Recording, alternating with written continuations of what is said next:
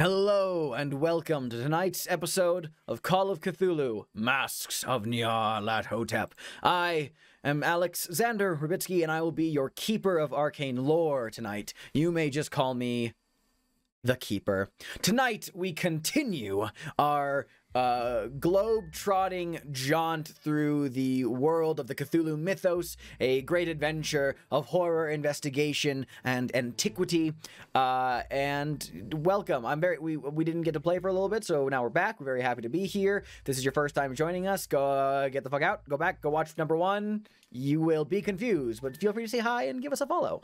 That's a new bit of the intro I'm doing now, so we're gonna just stick with it. I feel comfortable because, like, we used to do that for Path of Perdition once we got in it. But now that we're kind of, like, deep in it with Masks, I'm like, you know what? Let's bring that one back from the dead.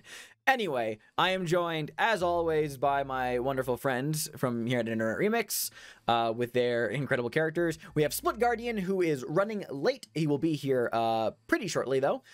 So he will be joining us. But then we also have Atwis. Hi, I've missed you. We have Upgraded Moon, also known as Jordan. Oh, Did you just take an actual puff from your inhaler? Uh-huh. Yeah. Respect. We have the Brother Dingles. I'm getting married tomorrow. In case no one's aware of the joke. Because let's finish the intro and then we'll talk about... No, we need to stop for a second. Because God knows we don't need more IR people to be like, oh, bro, congrats, I didn't know. Bro is fictionally getting married to Kit Sullivan tomorrow, March the 13th. So, everyone please come to my wedding tomorrow at 7 p.m. CST. Yes, Hope that nothing bad happens today, because if something were to happen today, today is the worst day of all days for something really bad to happen to Kit Sullivan. I need to hilarious. Oh yeah, no, I need you all. I'm gonna pull the curtain back on the production for a second. I need you guys to understand that like 30 minutes ago, bro told me that they told Atwis. Would you like to say it in your words, bro? I don't remember. Oh, wait, no. I said, oh right. If Kit Sullivan dies tonight, I hope you understand that my first reaction is gonna be laughter. Because it's understandable. Completely understandable, because the irony would be so I really look forward to killing Kit Sullivan tonight. Don't. Don't. Anyway, back on the intro. Next, of course, we have the one and only Kristen Trzynski. Hey, so this is my first stream. Can you tell me what this show is about? Are we live? Anyway. Are we live? What days do we have Call of Cthulhu on? And last but certainly not least, joining us again for the indefinite future, we have our guest, the one, the only Darby Cupid. They've asked me to be the flower boy. Wow, I'm just picturing Tarrant in full getup, just being like, throwing fists of flowers, just very straight face, straight face passively. Yeah. The wedding is going to be... Up for this? This pays more than being a teacher. But this, yeah. So anyway, I'm pretty sure he has tenure, so he's fine. Yeah, he's fine. He's fine. So we're getting right back into our game tonight. Once again, Split will be joining us once he gets here. So we're going to start away from Sybil and James at the get-go here. But as a reminder of what happened last session, the group had gone up to Cambridge for a brief outing to go meet with an old friend of Kit, Sybil's, and Mason's, a Professor Terrence Gainsborough, a professor of archaeology at Cambridge University, who had accompanied them on their often discussed expedition to Peru many years prior, where they consulted with him on the more esoteric matters that they were dealing with, and in doing so, Tarrant decided that he could really use a good and proper vacation and sign up for some cult shit. So he has decided to join the investigations down in London and see what is going on up close and personal. A group of you, Tarrant, Kit, Mason, and Sunil, went to go check out the Penhew Foundation to speak with its leadership regarding any knowledge about Jackson Elias, the Carlisle expedition, and things such as that, while Sybil and James went to the neighborhood of Soho, where they met. They went to go check out the Blue Pyramid Club in the early afternoon, late morning, when they realized, yes, this is a club. It is closed. It will open tonight around 6 p.m. Probably better to look at then. From there, they just kind of wandered around Soho, found a nearby spice shop, Empire Spices, where they met the proprietor, an Egyptian woman named Zara Shafiq, whose name was mentioned by Inspector Barrington before. James and Sybil were increasingly attracted to this woman, and they bought some spices from her to make a adequately spicy but still palatable pork stew for their friends. And then they left, and we are going to jump back into tonight's game by going back to the Penhew Foundation. So, as a reminder, all of you, when you arrived at the Penhew Foundation earlier, you had first spoken with the desk, kind of found out that there is like a membership fee if you want to use the research premises, which is like, I believe like $50 per person for like 12 months of access. Kind of debated that for a while, kind of got into a little bit of a standstill while talking to Gavigan's secretary, Thomas Kinnery. But kind of when you guys were in the middle of talking somewhat, like trying to figure out what you're going to do next, he popped his head out and actually announced that Edward Gavigan, the director of the Penhew Foundation, would happily actually see you now. He could actually squeeze some time in. So you guys got to meet with the very charming academic leader of the foundation, who right off the bat was a fan of some papers that Tarrant had published in the past regarding archaeological methods in dig sites, and talked a little bit at length regarding what he knew of the Carlisle expedition from his time acting as Sir Aubrey's man, aide de camp here in London. It told you how Jackson came to visit him, asked some questions, and then was on his way. Never really saw him again. Was saddened to hear that he had died. You told Gavigan that you had a number of artifacts and books that you wanted to get a second opinion on. I believe you only brought the staff with you, which he did look at. Now, can you remind me if he did look at the staff yet or no? Because I actually can't remember, but I know you guys said you had the staff. Because the one with the hieroglyphics on it. He hasn't actually looked at anything. The last thing we did was he was going to show us. He was walking us out somewhere to show us. Second floor. Oh yeah, he was going to take you to the gallery, like the little show hall, to where various Egyptian artifacts are on display. Something, as he referred to them, lesser miracles dug up from the Egyptian sands. So you haven't shown him yet, but I believe, just for my reference, the only thing you brought with you is that staff with the Egyptian hieroglyphs on it, right? I genuinely don't remember.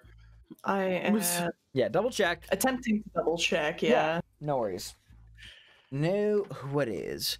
Okay. While you're checking that out, so yes, Edward Gavigan, kind of after discussing the Carlisle expedition, you guys had asked about if he had any of the correspondences from Sir Aubrey regarding the expedition still in hand, and he said that he did, but he wasn't willing to show them because they were mostly concerning Roger Carlyle's kind of like failing mental state, and he does not want that kind of stuff to get out there into what he referred to as the gutter presses. It was all very personal, so respectfully he had to decline showing you guys that.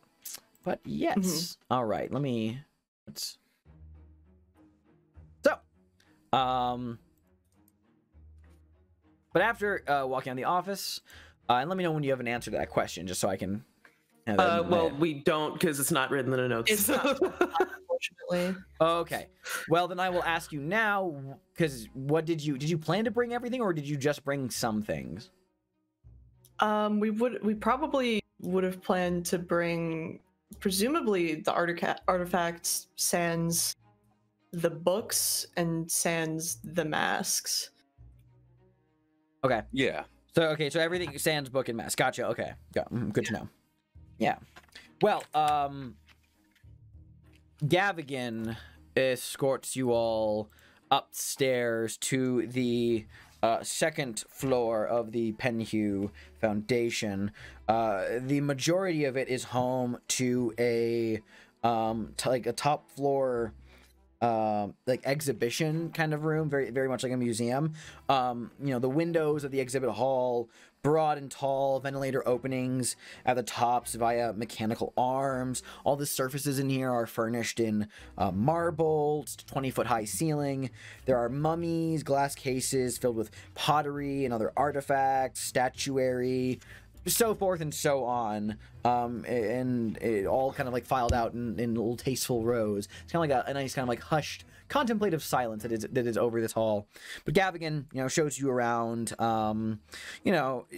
walks you kind of around the endless rows of inscribed shards, broken pots, noseless statues, bas-reliefs of sleek cats and men and ladies wearing thin linens.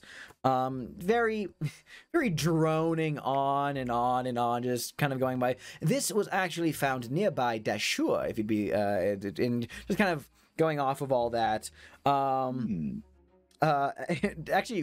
Taryn, would you actually mind just rolling an archaeology roll very quickly? Oh yeah. Just as you're going through this, since you are actually the archaeologist here. Skills. There we go. Just nice. There we go. So, listen, you work in academia, so you know how to put on a polite face. I mean, everything Gavigan is saying here is like, there's nothing to fault Gavigan here for in terms of his, historical knowledge, but he is irritatingly dull and long-winded, But so it really just begins to like grind down on everybody. It's like the most boring school museum field trip as he just kind of goes on and on and on and on even more regarding this single piece of pottery. And if you actually examine the shards up close, you'll find that the jagged edges are rather dull. This signifies, and just like this just goes on and on and on. I like to think that like Sunil and Taryn, you're and even actually Kit are probably the most used to long-winded droning. Sybil and Mason, on the other hand, your eyelids just get heavier. And Sybil's not there. Oh yeah, she's not. Sorry, my bad. Mason, sorry, Mason. I just meant to say Mason. Please, Sybil would never stand this. She'd fucking leave. Yeah, Mason on the other hand is just like eyes heavy, mummy. Eyes heavy. Just. Mason has had clients in the past that would talk a lot. The way that he got around that was saying, "So are we doing this or what?" He can't do that here. So, God, what, you paid for a fucking hour. Are we doing this or what? Excuse me. Listen, if I paid for an hour and you don't have to do anything during that hour, isn't this a win for you? Did you pay to give me a fucking history lesson? Maybe. You don't. Wait, no. This is why Mason just has weird fucking information on random shit. This is why I keep succeeding these dumb fucking rolls. God. Oh, that's I had a client one time. Mario Mohida from fucking Manhattan. He was telling me all about Atlantean language. Oh my God. The fucking nut. So anyway, Mason, go ahead, bro. Sorry, I just need you to know that I have like this mental image. I know it's not happening because it doesn't make any sense. Well, I could make it make sense, but I'm not going to. I just imagine Sunil has pulled out like a banana at this point and he's peeled it and he's just like slowly eating it while this is happening. It's just, I don't know why. For some reason, my brain's like, no, he'd be idly snacking while this man is talking. You are in the middle of peeling a banana when Edward Gavigan says, "No eating in the exhibit hall, please." He puts the banana back in his bag. My apologies.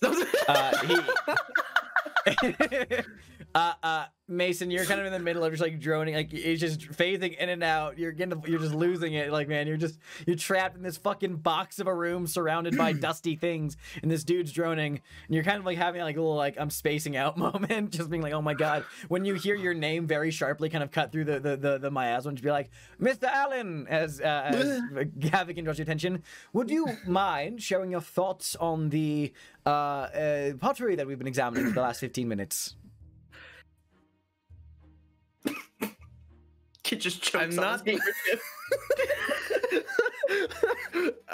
If anyone was looking at Mason, his eyes were kind of starting to do the thing where they like start to spread a little bit. Mason is kind of silent for a second. I'm not very knowledgeable on pottery, I see. but Well, I'm sure that you will find these tools over here most interesting. Steers over and begins to talk about these various tools. The linen bandages were actually used in a process. No, just goes off. But it's not all complete droning. Occasionally, Gavigan does cut in with like little bits of small talk just in between the things as he's showing you around, and just like little bits of like turning to like Mason and Kit and just being like, so you're from America, is that right? Yes. Yes. I've never actually been myself, so forgive me if I'm not too knowledgeable. Where are you from, if it's all right for me to ask? Kid just gestures at Mason first. You talk. You the talky man. I'm from New York. I lived in New York. Ah, I see. Yes, very cosmopolitan place, I've heard. Boston, Massachusetts. Ah, here. Boston. I've heard lovely things about Harvard. There some clients have come through that academic branch, but I've not yet been myself. Well, certainly hope their facilities are up to snuff on the latest knowledge, of course.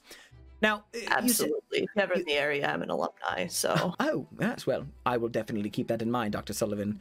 Now, Mr. Allen, you mentioned that you're from New York. If I remember, Jackson Elias was also from New York. Did you know him from the city, or was he just a friend that you met in your travels? No, I met him along my travels. We went to Peru together. I see. Were you a fan of his books? Not until I heard of him. And then I checked some of his stuff out. It's not too bad. He wrote about our experiences in Peru. Oh, did he? I'm not versed in his bibliography, but I have heard good things about the man's work. And Mr. Gainsborough, I understand that this Peru that was mentioned, you also embarked on this expedition some years ago, did you not? Oh, that's very true. I did. Forgive me, I can't imagine much came of that. Nothing really circulated. I assume it was all a flop. Oh, just some things I'd rather not. Yes, of course. Yes, there are some places in this world where the call to adventure is strong, but one finds the results rather lacking in the end. I am not fond of the South American highlands myself. Too muggy and far too many insects. Well, sorry, nonetheless. And, it goes on, continues droning, and just does get around back to the topic, and just, politely says, I do apologize that I've not been more helpful in regards to the matter of your friend, Mr. Elias. Again, once again, I extend my condolences for his passing. That is terribly sad to hear. What is it about his work that brought you to London? I know you have an interest in the Carlisle expedition, that was discussed. Just, call it a passing curiosity as an academic. Or at least a man who's involved in academia. Well, mostly he was doing a lot of research into the Carlisle expedition, what happened and what they were looking after. But we've also, Kid sort of at this point looks between the members of his party. We've also stumbled upon a few artifacts that could use an expert eye on them. Yes, you mentioned, and I was looking forward to taking a gander at them. Where did you come upon these artifacts, if you don't mind my asking? A police raid in New York City. Oh, how very exciting, very cowboy. I see. Well, police raid, that... I did not know any of you were involved with law enforcement. It was rather incidental. It was also a part of our investigations into Mr. Elias's unfortunate passing. Is that right? Tell you what, let us, how about we adjourn to one of the study rooms up on this floor. We have a number of lovely little private research rooms where usually scholars come to examine files and artifacts. But why don't we just take a sojourn into one of those, and I can look at some of these things you have brought, and we can discuss this matter a little bit more in private. Away Sounds from... lovely. Thank he you, sir. gestures to, like, the empty hallway, aside from, like, the security guard, and says, away from prying ears.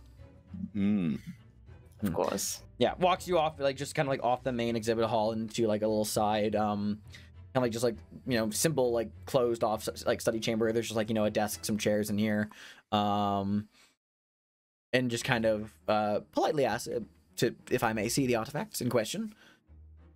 You start laying them out. As you're going the process of laying them out, he says, "Now I don't mean to be a prying, but I'd be lying if I said you had not captured my interest.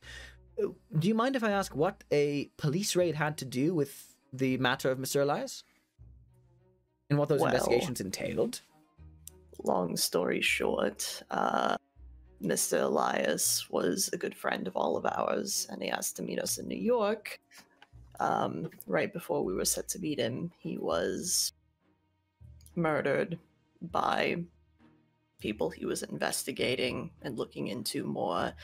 And so push comes to shove, do a little digging, and there was a cult operating out of Harlem that was responsible for it. The police raid was done on their base of operations, and that's where we found all of these.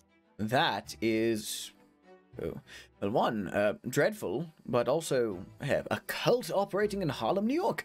I was familiar with the city's notoriety as ridden with gangs, but a cult, now that is fascinating, to say the least. Well, yeah, definitely atypical. What is a cult but a gang rebranded? What is a cult but a collective of individuals who believe very strongly in a single cause to the detriment of non-believers? What is a cult but a gang rebranded? Succinct. All right. So these artifacts, kind of like just like flips over them. Just kind of like, you say you brought the books or no? We did not bring the Okay, books. so it's like the staff and a couple other things. He just kind of like taking a glance at them. Fascinating. Is idly looking at them and says, "I'm not familiar with most of these." Let me actually check Gavigan's skills very quickly just to see if he can make any checks you guys have been unable to make thus far. Where is Gavigan's character sheet? There it is. Gavigan, what the fuck are your skills? What the fuck are your skills, Gavigan? What the fuck are your skills? The fuck are your skills, bud? I am fluent in Atlantean. No. I learned it from a prostitute in New York. Yes. Oh shit! No, I'm kidding. How'd you learn it from me when I learned it from you? I'm sorry, they're just having their session. There's a fucking like they both ping at the same time with divine knowledge. God. Let's see. His skills are. He has a lot of academic skills. He does speak hieroglyphics, so he can read the staff. Cool. So he'll take a look at that. Egyptian hieroglyphics. You guys have seen the bowl, the headband. So, when you said that he could speak hieroglyphics, my body was like, "Ooh, like is he gonna know the Atlantean?" No, he knows Egyptian hieroglyphs. Language. You know, yeah. he does know Egyptian hieroglyphs. Cool. That seems to be the only thing he will be able to have an actual deep knowledge of helping you with, because everything else is outside of his study. But he does know Egyptian hieroglyphs, so he actually begins looking at that staff. He goes, now this is interesting. Unless I'm mistaken, this is... Oh, I've seen many like this. This is presumably African in origin. Baobab wood. Let's see, the markings... See here, the symbols on the hieroglyphs. They read here, Nyambe, thy power mine. Or it is a, Nyambe, Western, South African name for the supreme god. So this is some sort of religious stuff, most likely used by a priest of some sort, invoking the power of God for your sermons. Very, very standard for the religions of the time. It's very similar to many I've seen before. But just kind of like sets the thing down and goes, if you want, though, I could take closer looks with the faculty on hand. If you want us to more deeply examine these things, I would be happy to have them looked at by scholars on site. I think that'd be a good idea. What about Right. you all? Sounds fine by me. Sure. All right. problem. I Great. will. Once we're done here, I will have these relegated to their own individual cabinets to be examined over the next few days by members of the Foundation. Thank you, and I will be in contact regarding those matters. Now, let's see. He kind of like looks over everything and says, I'm not familiar with most of these. Well, sorry I could not be more of help, but I will take a closer look at them if that is all right with you. I will leave them to be examined, of course, yes. And like begins, writing little tags for everything, just to like kind of like file them out just for reference. Would it be possible to describe the four-face mask to him? Yeah, you could totally do that.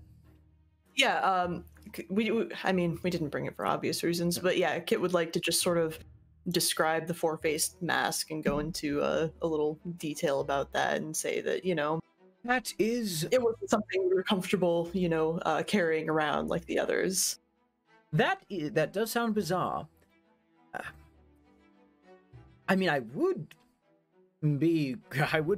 dare try to tempt you to bring it for examination, but if you do not feel comfortable traveling within such a delicate artifact, I understand.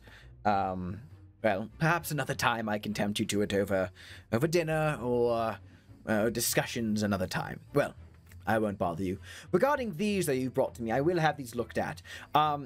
You came here. Would you mind terribly on your way out leaving your address with my assistant? That way I can phone you regarding any discoveries, and if I'm unable to secure a time to have these picked up by you, I can have them packed and sent in one of our trucks to your hotel for your safe acquiring back of your property.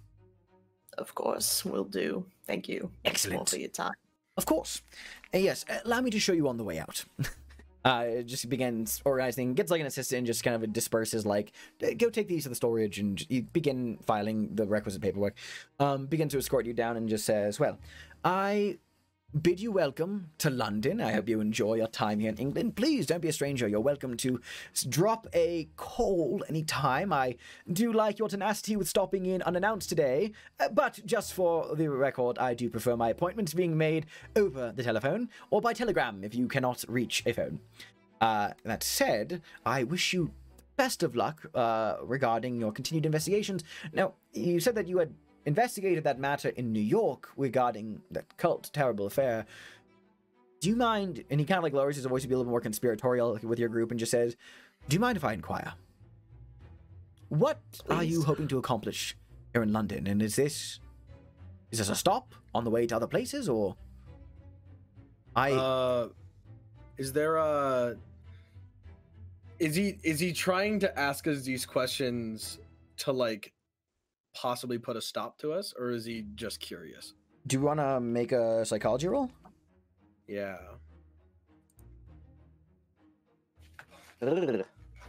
Oops. Uh-oh. Gavigan is one of those guys who very clearly is like upper class and has a bit of a kind of, little head raise. I wouldn't call it much of like disdain or like snootiness, but he does have that kind of like silver spoon, head held high, chin up, British class to him that does make him very difficult to read outside of just his quick wit and casual charm. I mean, this entire conversation though has been mostly inserted just kind of around various droning topics, so you don't get a solid read on a deeper intention. He seems just to be asking. Okay. Well, from the notes and letters that he left us, he seemed to have been on some kind of a lead before he came back to America, so we're sort of tracing his steps backwards, so to speak. I see. Backward, so London is just a stop then. Well, Yeah, mostly. Where to next, if you don't mind my asking? I We mean, haven't figured that out. Yeah. Following the path as it finds you. Very similar to our work in archaeology, isn't that right, Dr. Gainsborough? That's right, sir. Yes. Sometimes you must unveil the next step before you can know where you're going. Yes. Indeed. Well, best of luck, and again, I will reach out to you, and you are always welcome to drop a line should you wish to meet again. Of course. now, Thank you so much for your time. We will be sure to phone ahead next Of course. time we are in town. It is It's been an absolute pleasure. It is most appreciated, and likewise. Is there anything else on your way out, or shall I bid thee adieu?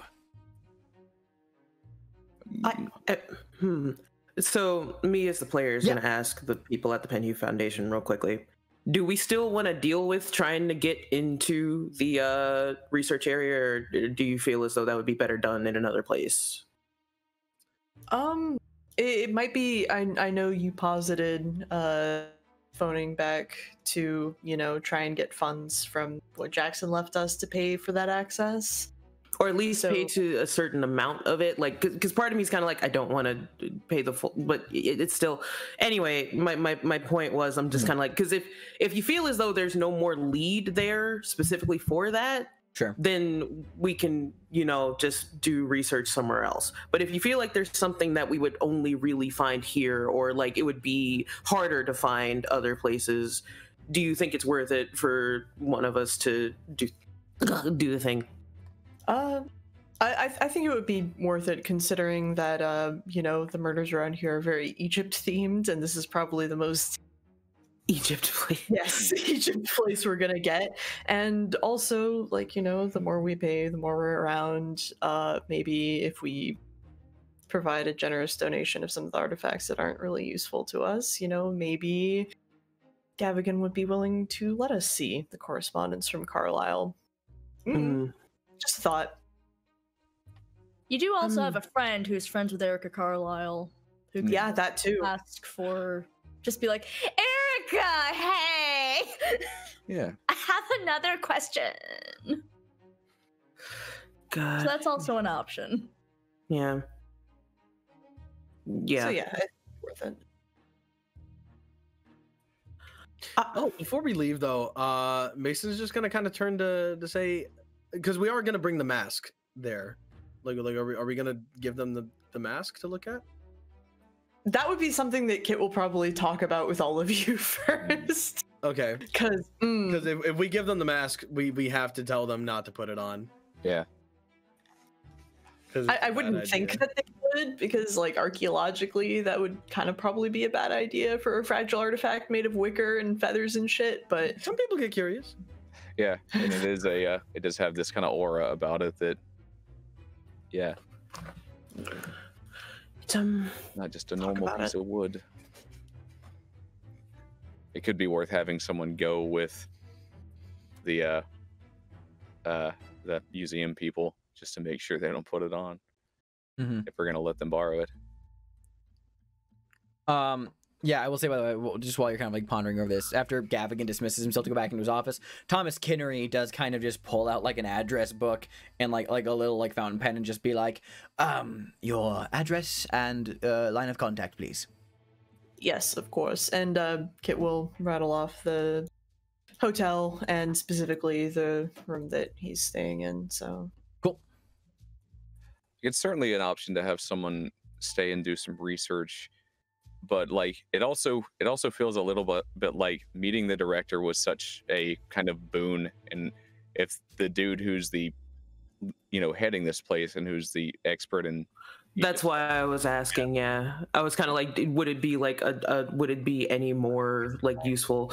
The only thing that makes that a negative boon is he is a human being who might not tell us things. it would be useful in as much as I'm pretty sure we will get more information that we will want to look into in the future, if that makes sense. Yeah. All right. I will say that the man left, and the question I was going to ask is, so, he basically Sunil was going to see if he could barter down at all. Yeah. I will say that Gavigan very politely it remains firm on this matter and just says the donations of the artifacts, although I am reticent to refer to them as that, as they are intended to be returned to their owners, but the Foundation operates on a standard throughout its practices. I'm sorry, but I'm sure you understand. We have fees and we need... The money is always welcome, but I have to be firm. His argument wasn't going to be about the artifact specifically. It was going to be something more along the lines of, so I'm only going to be here for like a week.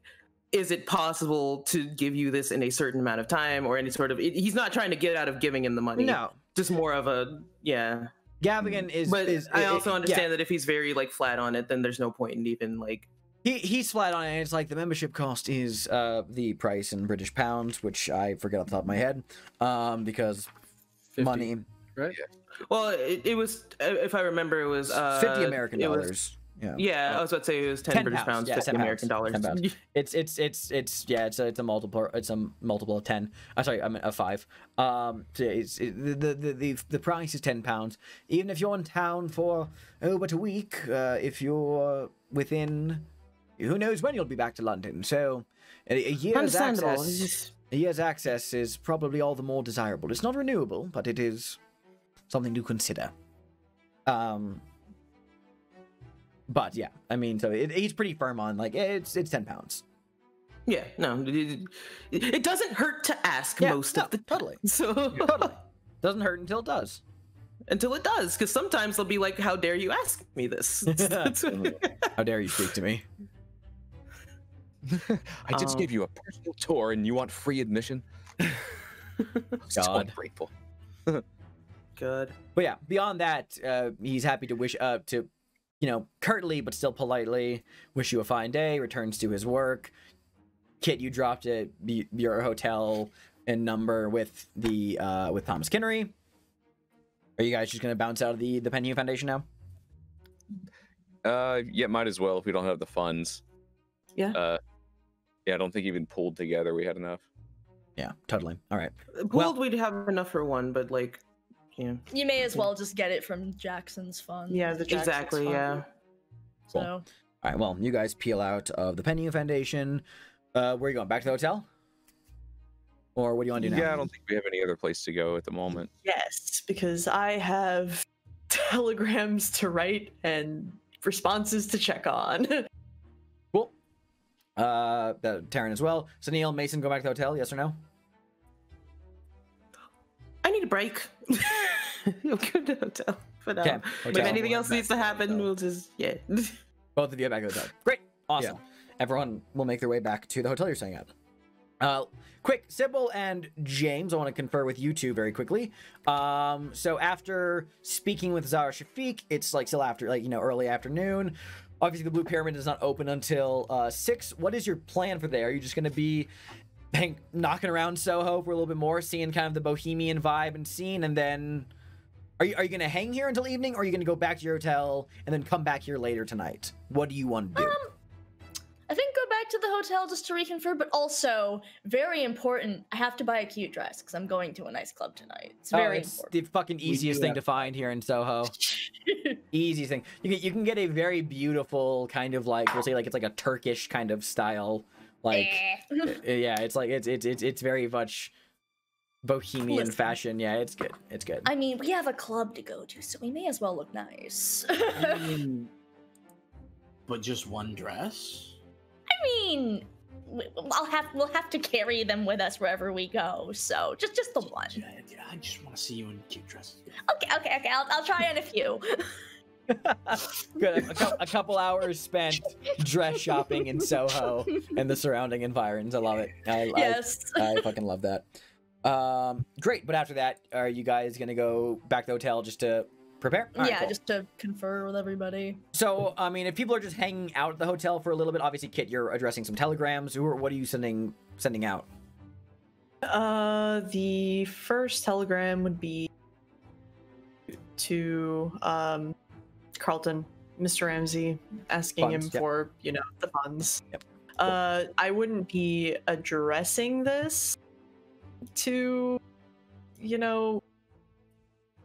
Lieutenant Poole, but I would be checking to see if he's gotten back to us yet about the gun situation. I did say last session that he did report that he did send word to the British.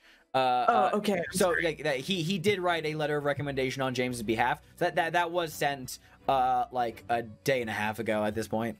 So like. Okay. Sorry about that. Yeah. In that case, yeah. Cool. Then Mr. Ramsey would be the only person to telegram from what I recall. Great. Good to know. Yeah. Excellent. Egg salad. Mason, you're drinking water, half glasses, of course. The most important thing. Beyond that, does Mason have water, and is he drinking it? Beyond that, Mason, is there anything in particular you want to do right now, or are you just kind of vibing until everyone else shows up? Yeah, I kind of wanted to try something, and it's a bit of a dumb idea. No, there's no dumb ideas, but go ahead. Say more right now. It's a bit of a dumb idea, Xander. Okay, so say more right now. So with the artifacts that we brought back, wait, we did take our artifacts back. We left them. We left there's only the books and the mask at the hotel. Never mind. I was gonna try something with the staff. Good to know. But yes, they're at the Penhew Foundation. Yeah. Then can I say instead that Mason, you have a cool idea about something you'd like to do with the staff. You realize you don't have the staff, so you practice using a pool cue of what you're going to do with the staff when you have it again. Please. Yes. Please. And then he does the thing. Mason Allen standing on his fucking like hotel balcony with a pool cue, just like reenacting Moses parting the Red Sea, just like.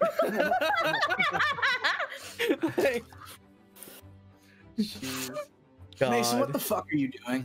Huh? Oh shit! Falls backwards. Trying to be Moses. Slips on the balcony. Fucking shit. Don't fall. Man, that's how he died. Shit. Tough. Mason falls 7 stories. That's Flat. it. Mason gets startled and fucking falls off a balcony. Wasn't even Fallout, just his friends.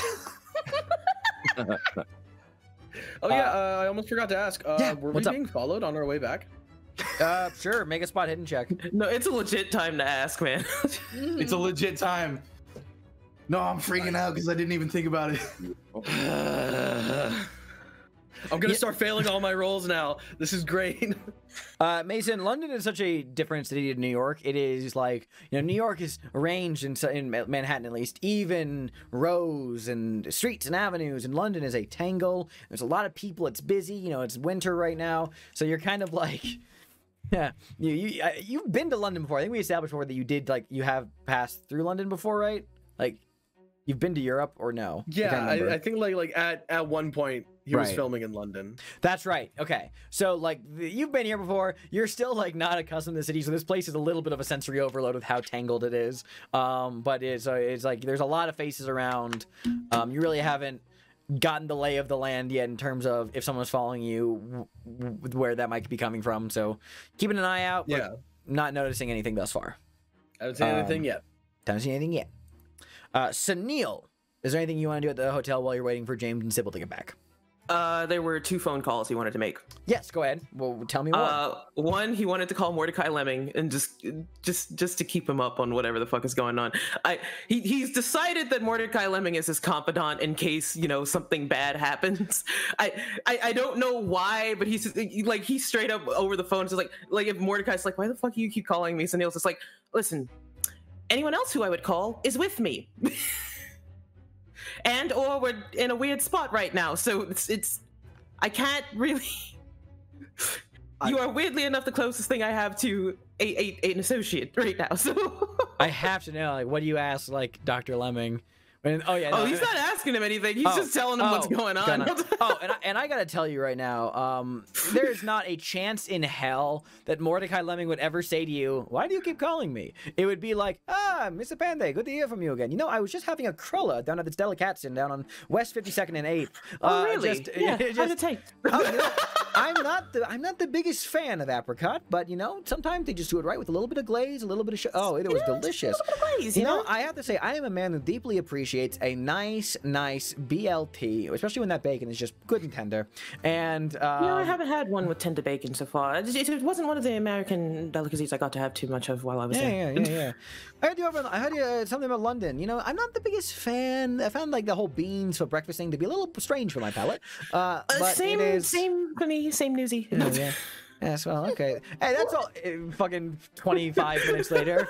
Yeah, no. And I was actually just seeing other people walking their dog through Central Park recently, and I just had to think, like, what? Why would you own a dog and then let it just kind of poop wherever it wants and then not pick it up? I mean, what is the point behind that? You should pick up after your animals. It just doesn't really make sense. should. It's not good for anyone, Sunil not good for you, gets not a good for the environment. multi-$1,000 phone bill later. No.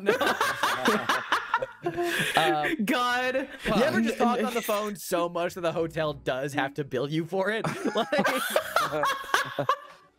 no. God. Like, you kind of like relay everything to Lemming, and he just kind of like, oh, that is weird. I figured that's how that was gonna go, yeah. Like, genuinely, he's just calling him because he wants to talk to someone who's not in this shit about the shit. Oh my god. Sure. Oh my fucking god.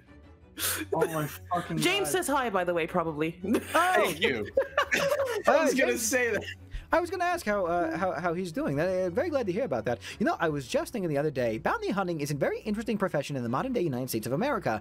I had to say, cue yeah. God, no, but he also had a second phone call that he wanted to make.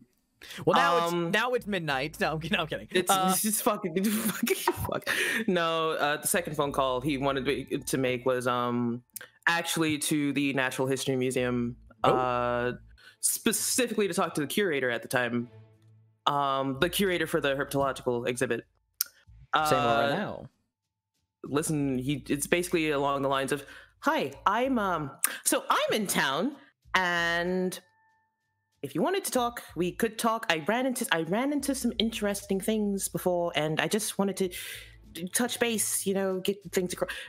Basically, this is a friend of his that he's had since he was a kid, so it's just one of those things. Like, they're probably talking back and forth. Smelling certain smells before kind of like he was gonna call her anyway. Yeah, sure. But smelling certain smells, he was just kind of like, is there a way for you to get that smell without there being an actual lizard around? So basically, like, that's a thought process that he's going by. But that is the second. I'd say that she probably. I'm gonna secretly roll some dice behind my screen real quick. I dropped one. Hold on. Always have a strong knee-jerk If it's a good reaction number, whenever then he, use it. like, If it's not a good rolls some number, then you dice. drop it on the floor and you shouldn't use it. No, that's the not how that rules. works. There's no Jumanji rules here.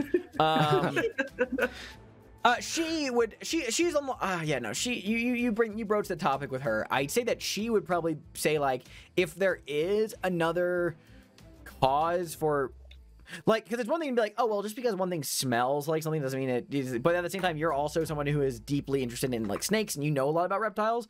So it's one of those things where she's like, well, if you say it smells exactly like a reptile room, then I am hard-pressed to figure out what else could have that smell to the degree you're mentioning.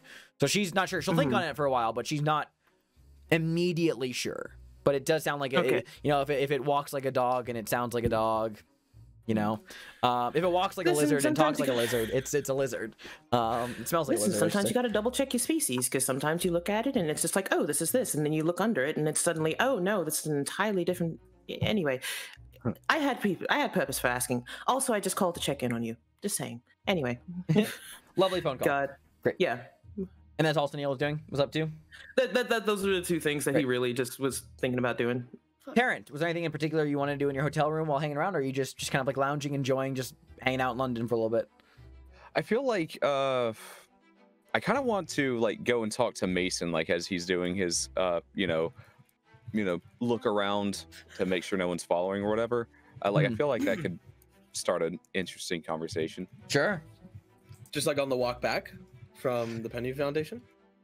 So whenever you're doing that, that last action you did, where you were just kind of checking things out, and you failed your check. While you were looking around to see if you were being followed. Yeah. Yeah, Yeah. the spot hidden check. Sure. Yeah. Yeah. Yeah, go for it. All right. Cool. Mr. Mason, you seem to have a bit of nerves about you. Well, what's wrong? What's the matter? I didn't realize it was that obvious. We've had a few bad run-ins, if I'm completely honest. I mean, from both Peru and New York, we were being followed before. Hmm. It was either being watched or they were targeting us for something. I'm not entirely sure, but we were being followed. So I just try to be careful. Well, what about now? What do your feelings tell you about our current situation? Jackson, he's been in several different countries researching the same thing. If anything, eyes and ears could kind of be everywhere. And I know that that's kind of crazy, but also I didn't think that we would be followed back to our, and it freaked me out that we were. And so I'm unsure of whether or not we will be followed back to our homes here too, because I feel like once we start unveiling more, and catching the eyes of more people, we'll have a bigger target on our backs. It's completely understandable. It's very reasonable to feel that way, especially in a town like London. Can I be honest? Of course. I've never really cared for this town. The walls are too high, it feels claustrophobic. Every time I come back, I certainly appreciate the palace, and the clock tower, and some of the Shakespearean theater, just some of the old archaeology here, but this town can make you feel somewhat trapped sometimes.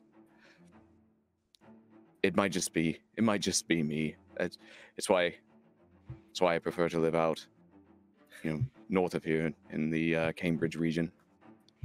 It's a little more quiet, a little less controlled. And I know that's funny coming from me, a professor in a very controlled environment, but yeah, all that to say, I understand your wariness. I think this town has a way of making people look over their shoulder. Mason just kind of takes a minute to soak that in, and just kind of gently nods. Well, I mean, if you're feeling like stepping out of your comfort zone, we are going to be going to different places too, whatever you are comfortable with. Other than just here. Of course. Well, if I'm being honest, I am a bit nervous, but this is an adventure. Part of the thrill is stepping outside of one's comfort zone. And even though our last adventure was one for the books, let's say. Figuratively and literally. I feel like I can't pass up this opportunity. Maybe there's more there, but for now I think it's as simple as that. And I very much appreciate having all of you in my company for this. And Mason nods to that again, and he's like, "Yeah, it is really nice to see you again. If adventuring's not your thing, you could always teach us somewhere that's not London too, because there's plenty of schools." Well, I mean, Cambridge is, it's an hour and a half north of here, so I feel it's far away enough from London, from this city proper, to make me feel a little less claustrophobic, shall we say. Did you see anybody on the way here? Because I didn't see anybody on the way here. No. I was just enjoying the sights as much as I can. Or as much as I do complain about this town, there are some amazing things to see here. The cathedral. Maybe if we have a little bit of downtime, you could show it to us. That would be quite lovely. One of the nicest points in all of London, for my money, is the cathedral in the very center of the town. You can see London Bridge, Big Ben, the Shakespeare Theatre. Just, I think it would be very nice. Yeah, that would be nice. Y'all, that's lovely. That was great. Love that. Good scene. Great scene, both of you. Excellent. Cool. Yeah, high praise. A round of applause. Excellent. That was great. And that was the extent of the conversation Taryn was having there? Yeah, Love I think that. so. I love that. I love that for you. Anyway, so Cool. around I'd say around 3 in the afternoon is when Sybil and James return to the hotel, dresses with dresses acquired. James holding Yes. some jars of spices and some other knickknacks and doodads picked up from a shopping trip. But all of We you all can had a fun day. Yes, all of you reconvene. Soho is amazing. Oh my god. Legend? I'm getting you all the new dresses I got. They're lovely. I was gonna just get one, but there were a lot of really cute ones, and I figured, when are we ever in Soho? Never. So I Got was all- like, so ho. Anyway. Oh. They're very nice. Also, I need a kitchen, and he just kind of holds up jars. we went to a spice place. I think we met oh my god, this woman. Sybil was just like, she was so pretty. Oh my gosh. I, the player, don't remember her name. Zara Shafiq. Thank you. Thank you. You're welcome. Yeah, I'm like, Zara. goes to click on OneNote. Wait a minute. Yes. I can't do that here. I can't do that. I don't have any arms. I Yes. just checked OneNote, but Can't do Mason kind of looked between the two of them. So, how was the Blue Pyramid? Was that pretty cool?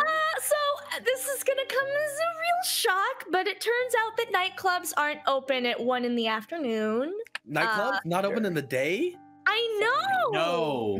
Ridiculous. I want my alcohol. It's just sometimes I go to places and suddenly they're open for me. They're not supposed to be open, but they mysteriously tend to open for me. You go places. This time there wasn't anybody in the door we could just wave a lot of money at. No. Yeah, but we did meet this lady, and she was very nice, and she apparently goes to the Blue Pyramid all the time, and she said she'd love to see us. Oh my god, she was so pretty.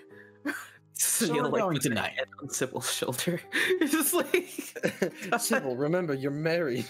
that's not even what he's thinking. He's like consoling this woman. It's just like. Wait, wasn't that a person of interest in the investigation? It was indeed. Yeah. Yes. Okay. And that is why we are going to see her tonight. Or Among at other least things. try. Not for any other reason. And Mason cocks an eyebrow with the comment. James looks over at Mason and just very casually, the like, no tinge in his face. She's very pretty. Ah, I see. I finally got around to actually posting because I was like 2 weeks behind on posting like NPC art to my players, and I finally sent all of it and yeah, she pretty. Oh no, she's pretty lady. She's a pretty lady. But yeah, so we're gonna go to the Blue Pyramid tonight. Admittedly, I'm not. We have to work out what we're going to ask, because I really think it should only be James and I, because if this is, just in case this is another murder den, we probably don't want all of our faces at the murder den. Understandable. Especially Fair because some enough. of us are more recognizable than others. Yes. Tarrant just sitting there like, murder dead. No, I need to call out my favorite fucking Tarrant moment from the previous session, which was when they mentioned like, oh yeah, it's a club, but it was like a whole murder house, and they just went, oh my god, it's just, that was the best. Oh my god, that was such a great human fucking reaction. Oh my god. Oh my! No, it wasn't just a straight. Oh my god! It was just he went like, oh my god! Like, it was really good. It was genuine. Yeah. Oh my god. Yeah. So. So, what should we ask the pretty lady to put it as you've put it? Yes, I need to know beforehand because I definitely met the lady a few hours ago, and all thoughts flew out of my brain. It would turn that you are very susceptible to pretty ladies. Therefore, I don't sputter at me, young lady. You know what you did. Anyway, Please, Sunil looks at the other try people. your best. God. Sunil looks at the other people in the room. So, I am semi-spent, so someone else has to remember what we're going to ask people. I mean, if all else fails, then I'm a very strange socialite who's just very into murder, which is not a lie. That is probably not something we should say to the woman at the spice shop. I mean, there are other people who we might run into. It's just, There are weird hobbies that rich people have. Exactly. Correct. I talk about murder all the time at rich people things, and nobody ever questions it. Well, that's because a lot of them are murderers. Anyway. Oh God, saying the things that I am thinking. Thank you, James O'Connell. Well, Hey, I worked for a lot of them. I could always consult Anyway. the ancient texts as Mason opens the OneNote to look. Well, Maybe old-fashioned, we could ask the fairies for help.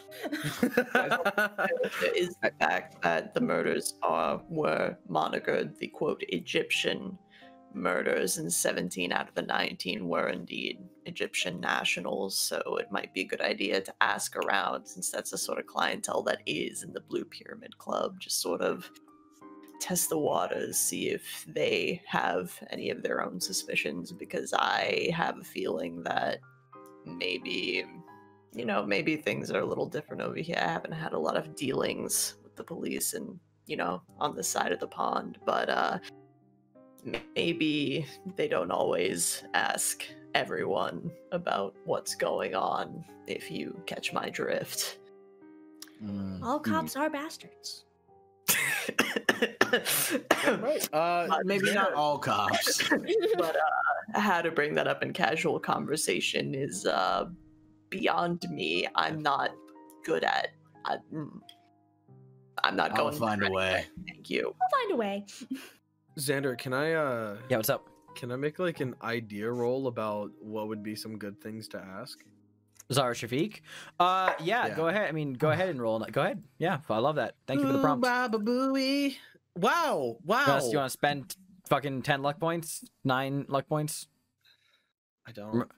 How many luck points do you have right now, It's Mason? not worth it. I have 98. Motherfucker! Spend some fucking points! Some fucking luck points. Never mind. I was gonna say it's not worth it because I could improv it, but never mind. Fuck you. Spend some luck points. You. I don't want to have 88 luck points. Fuck it, fine. Yeah, I spend luck points. What are some good ideas? Oh no, 88 luck points. Hey, I'm saving that for when I roll. Imagine having 88 luck points. Imagine not dumping tens of luck points into other. Y'all about to bully my ass into fucking spending my luck points. I'm pissed. I will roll an idea roll. Peer You pressure. try No, it. I already did. It's already done. Once It's done, already is done. Great. So, yeah, that's a paltry number. Where did I put my notes? Yeah, here it is.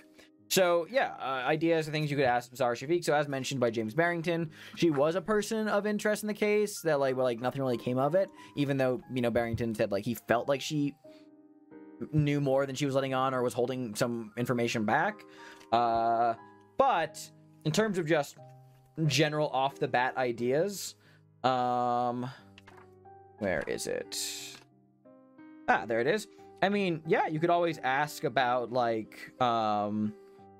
I mean, you can always ask her about the Brotherhood of the Black Pharaoh, because I mean, as an Egyptian immigrant, like, see if she knows anything about it. You could always ask her, like, because like it was mentioned by Barrington that she has done work with the Penhew Foundation before, so you could always ask about like what she's done with the Penhew Foundation.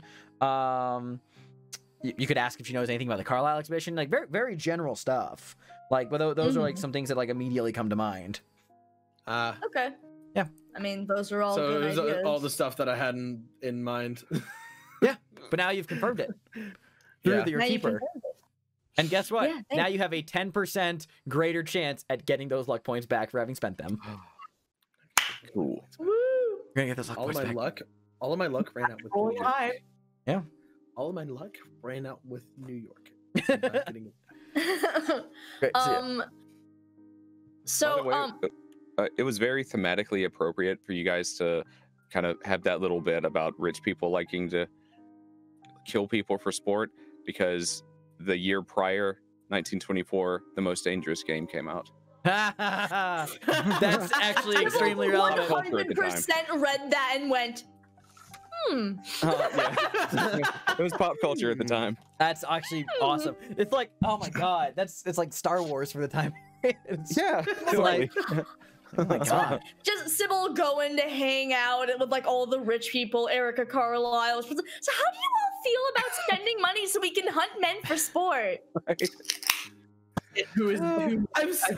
The can opening. Just one open, so help me. That can opening was just like, what do you feel about killing men for sport? Can opens, my brain immediately registers it at a gun. Oh, Next, now. God. Open some boys with the cold ones. Wait, what?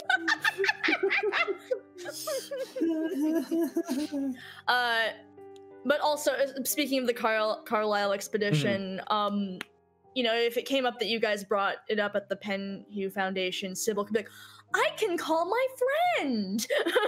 Yeah. He did have some contact with Erica, so it might be a little bit more easy to get her to directly say that we are allowed to see such things. Yeah, definitely. I can. I will send a telegram. Oh boy. I'm gonna have to take like 4 or 5 steps back real quick on the topic of not all cops are bastards. Well, this question will entirely dictate my view on this. Kit, what's the word? Oh, right. Sorry. Yeah, Poole got back. He wrote a letter of recommendation, so... Not all cops are bastards. You're right. Not all cops are bastards. Poole's a stellar man. The only one. The only good cop out there And is also the Bob. Bob's also good. Bob got his seems like a next great slice of guy. us. He seems like a great guy. Officer Bob got stabbed in the neck by lion claws. He's a hero. And he lived. And he lived to tell the Man's tale. got a fucking story to tell his kids afterwards, you know? He can't speak. No. You try getting your larynx pierced and anyway. But yeah. There, while you guys are kind of like conversing, there's like a little polite knock at the hotel door. Oh my god, we were being followed. James gets up, walks over to the door. Is there a little peephole? Yeah, you look through, there's a bellhop on the other side. All right, this is just crack the door open. Mason's ready. Yep. Sorry to bother you, sir. There was a letter that arrived for you, just delivered to your rooms. Holds it over. Opens the door a little more. Takes the letter. Does it say who's addressed No, to? Or? it is addressed to this room, but there is no return address listed on the letter. Nothing. But the bellhop stands there, one palm kind of out. It's the bellhop in disguise. Gives him. Make a give him psychology little check. tip. You give him like a shilling. Yeah, he goes, "Thank you, sir," Yeah. and just goes Wait, hold on, bud. Yep. Who gave you this? front desk. Front desk. Yeah. All right. Never mind. Thank you. All right. Can I make my psychology roll? Is Sure. This a bellhop in disguise? Sure. Mason has made every single here, and they're all failure. Hey Xander, can I go outside and see if I like spot a bird? You want to spot a specific bird? What kind of bird are you looking for? I just want to look for a bird, man. Just a bird? Go ahead and give me a spot hidden check. There are no birds in London. There are no birds in London. What are those dogs in the sky? Mason is like, how do you? Mason, Where do are you your fucking birds, dude? do you taste metal? What? Hey Xander, do I taste metal? Can I roll a check for that, please? Sure. Fucking dealer's What choice. check? Dealer's choice. Roll something. Dealer's choice. Fuck it, man. I'm gonna. Perception. Yeah, I thought so. Matter of fact, can I go ahead and roll to see if Mason Allen is okay? Like, can I make a roll to try to fuck one of the clouds? I think. Oh, there you go.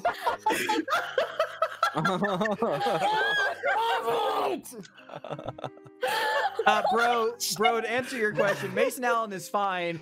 His player, on the other hand, seeing the man in the sky that is puppeteering Mason is completely lost. I just cannot believe. No.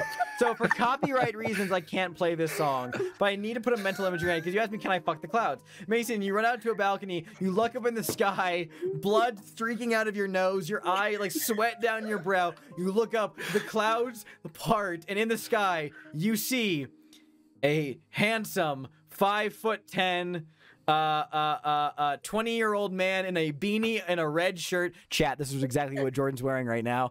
Who is controlling your every move. The two of you lock eyes, and then it's that music that's like the ha ha ha ha.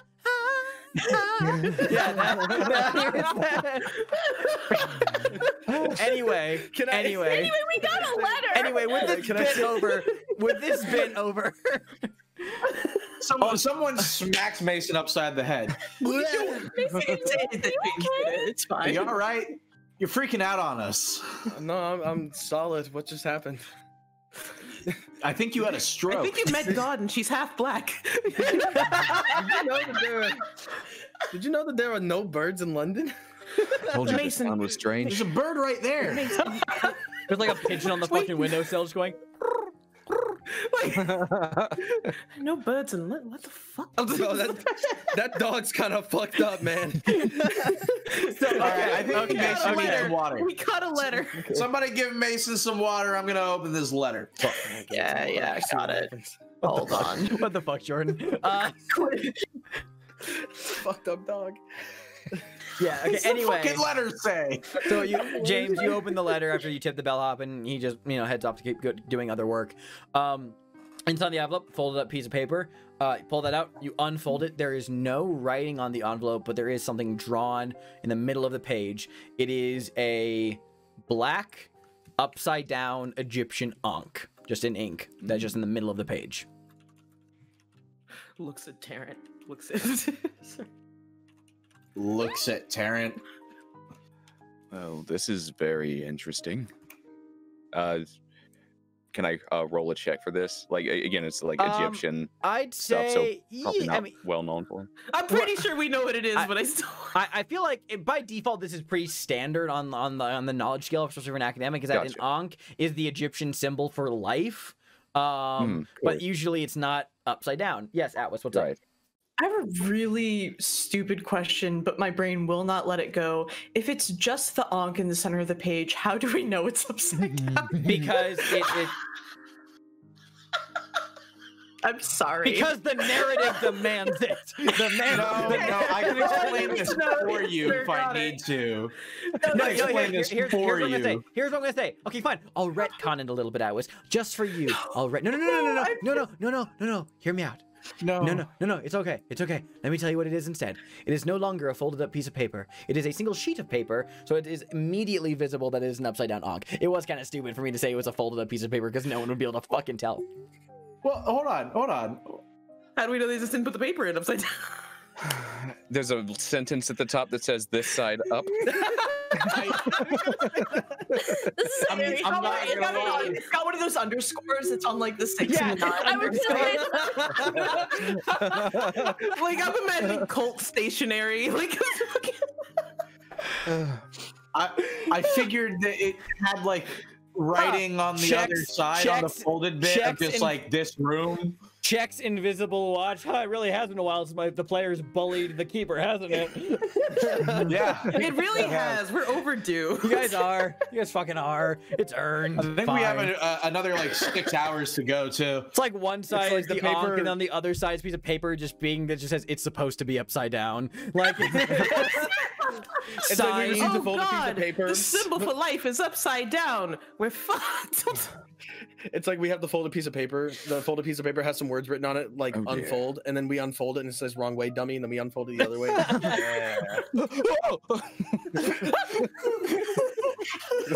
Wrong way, dumbass. Oh shit. I was Boo Boo the Fool for thinking that was infallible. God. Okay. Does this work? Okay, we're done. Yes. We're done. We're done. We're done. If it's upside down, the meaning is inverted, or It seems rather ominous. Yeah, Who it's a sent threat. this? Probably some cult. Hmm. An Egyptian cult sending us a threat.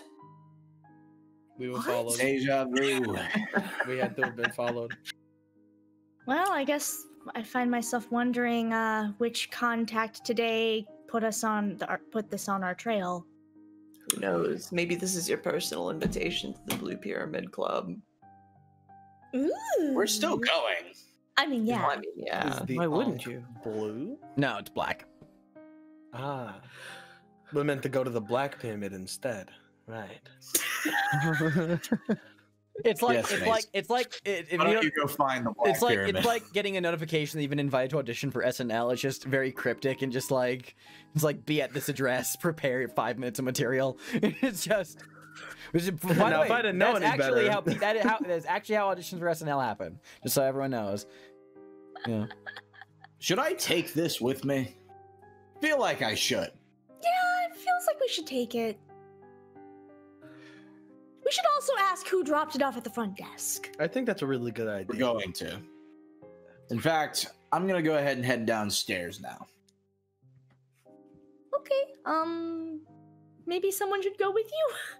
I'll go with them. Okay. We'll go and check it out. You go down to the front desk to just check in and see like, hey, what the fuck? And front desk just tells you, oh, this letter was just dropped off here. A guy came in here, dropped off the letter, and then left.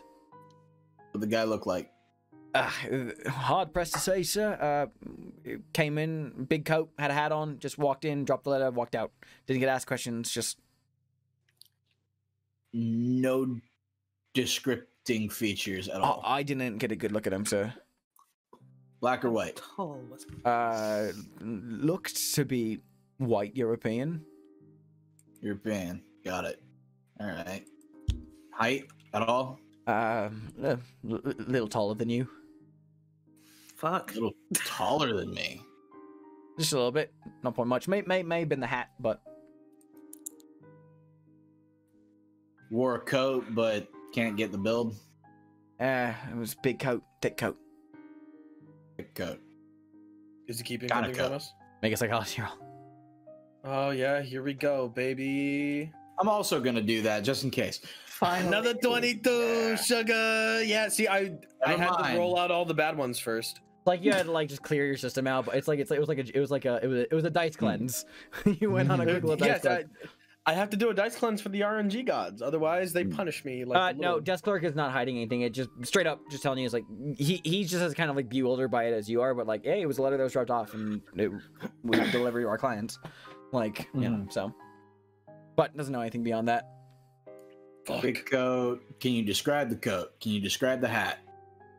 He describes it for you, and just like even like just glancing idly out the window, it's very much like a New York situation where it's like it is like the most generic coat and like travel that anyone can wear. It's like walking through New York and everyone's like wearing the exact same black coat. It's just like Yeah. it's just an extremely generic coat. All right. Well, someone taller than James will not be hard to notice, Yeah. James is Unless tall it was man because of the for the hat. unless it was because of the hat. Did But you just I receive think that letter like right now? Like did they drop the letter off like right now? And then Yeah, like, the it bellhop got it delivered. up to Then they immediately sent a bellhop with the letter up to your room. But I mean, like, it's been a few minutes to go up to your Probably, hotel yeah. room, drop a letter. Yeah, the You guy guys probably talked about it fucked for a off few by then. minutes. You guys went down. You've been talking for yeah. It's been like several minutes by this point. probably like fucking 10 minutes by 10. this point. Yeah, They're, that's about- yeah. they're like I'd fucking ballpark. 6 blocks down. Yeah, I'd ballpark 10. So, all right, well, give him a tip for the information, even Oh, if thank it's you. little. Yes, sir. And head back up. Great. Head back up. Plan on the table right now for James and Sybil seems to still be going to the Blue Pyramid Club tonight. But just what is the rest of the group hoping to accomplish? Are they gonna hold down the fort here, or do they want to go out and look into anything right now? I made a list on the pleasant conversation if you guys wanted to look at it, but I will Yeah, say I- before we leave, I know Sybil wanted to send a Erica. Yeah, send a telegram to Erica. Yes, I I'm like, gotcha, there's a I gotcha. word. Yeah. Telegram. Totally. Yeah. Cool, you'll- Sorry, I was just like, wait, that's a thing I wanted to do. Totally. You can send it. Yeah. You can easily send a telegram to Erica Carlisle, back in New York. Cool. Cool. All right. Well, you know what? I think actually now is the perfect time to take a break. You can think about it and decide what you Cool. guys want to do over the break. When we come back, we will get to the Blue Pyramid Club and what other hijinks transpire around the city of London. So don't go anywhere, folks. We'll be right back in a few minutes, and we will be resuming very, very shortly. We'll see you on the other side.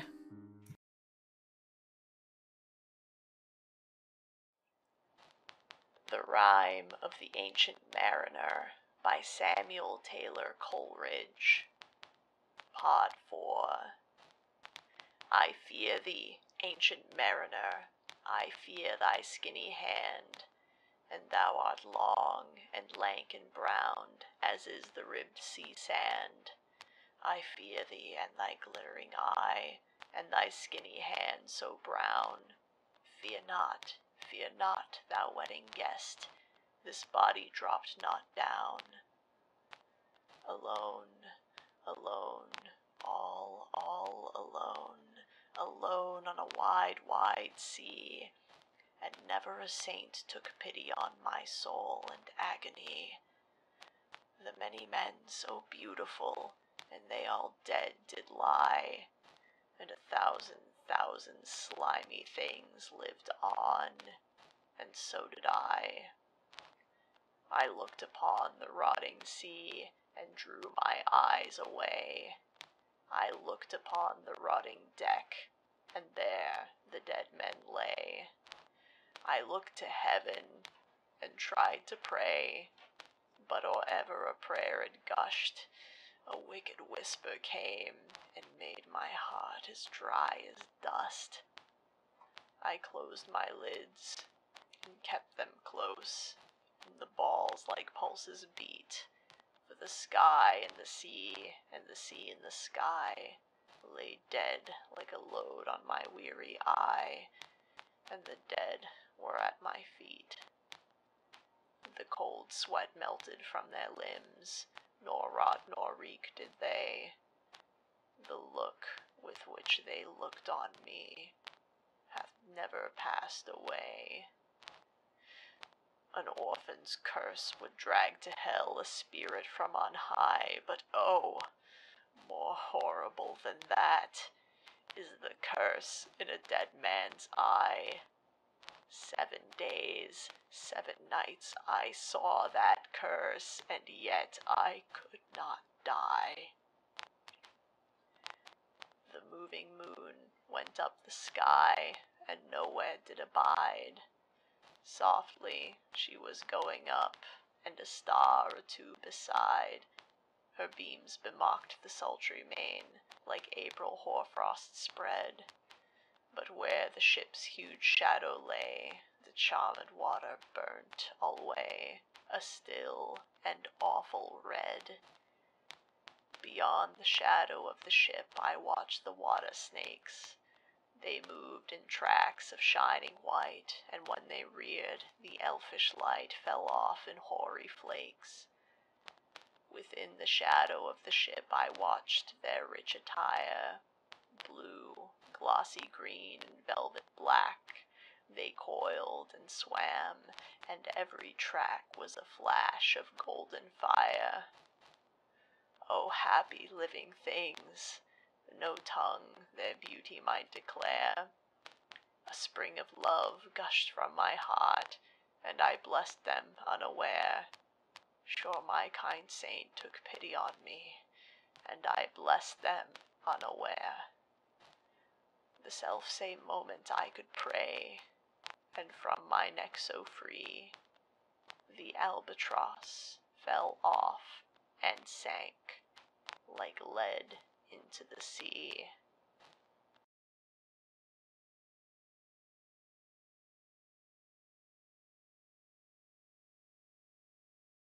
And welcome back, everybody.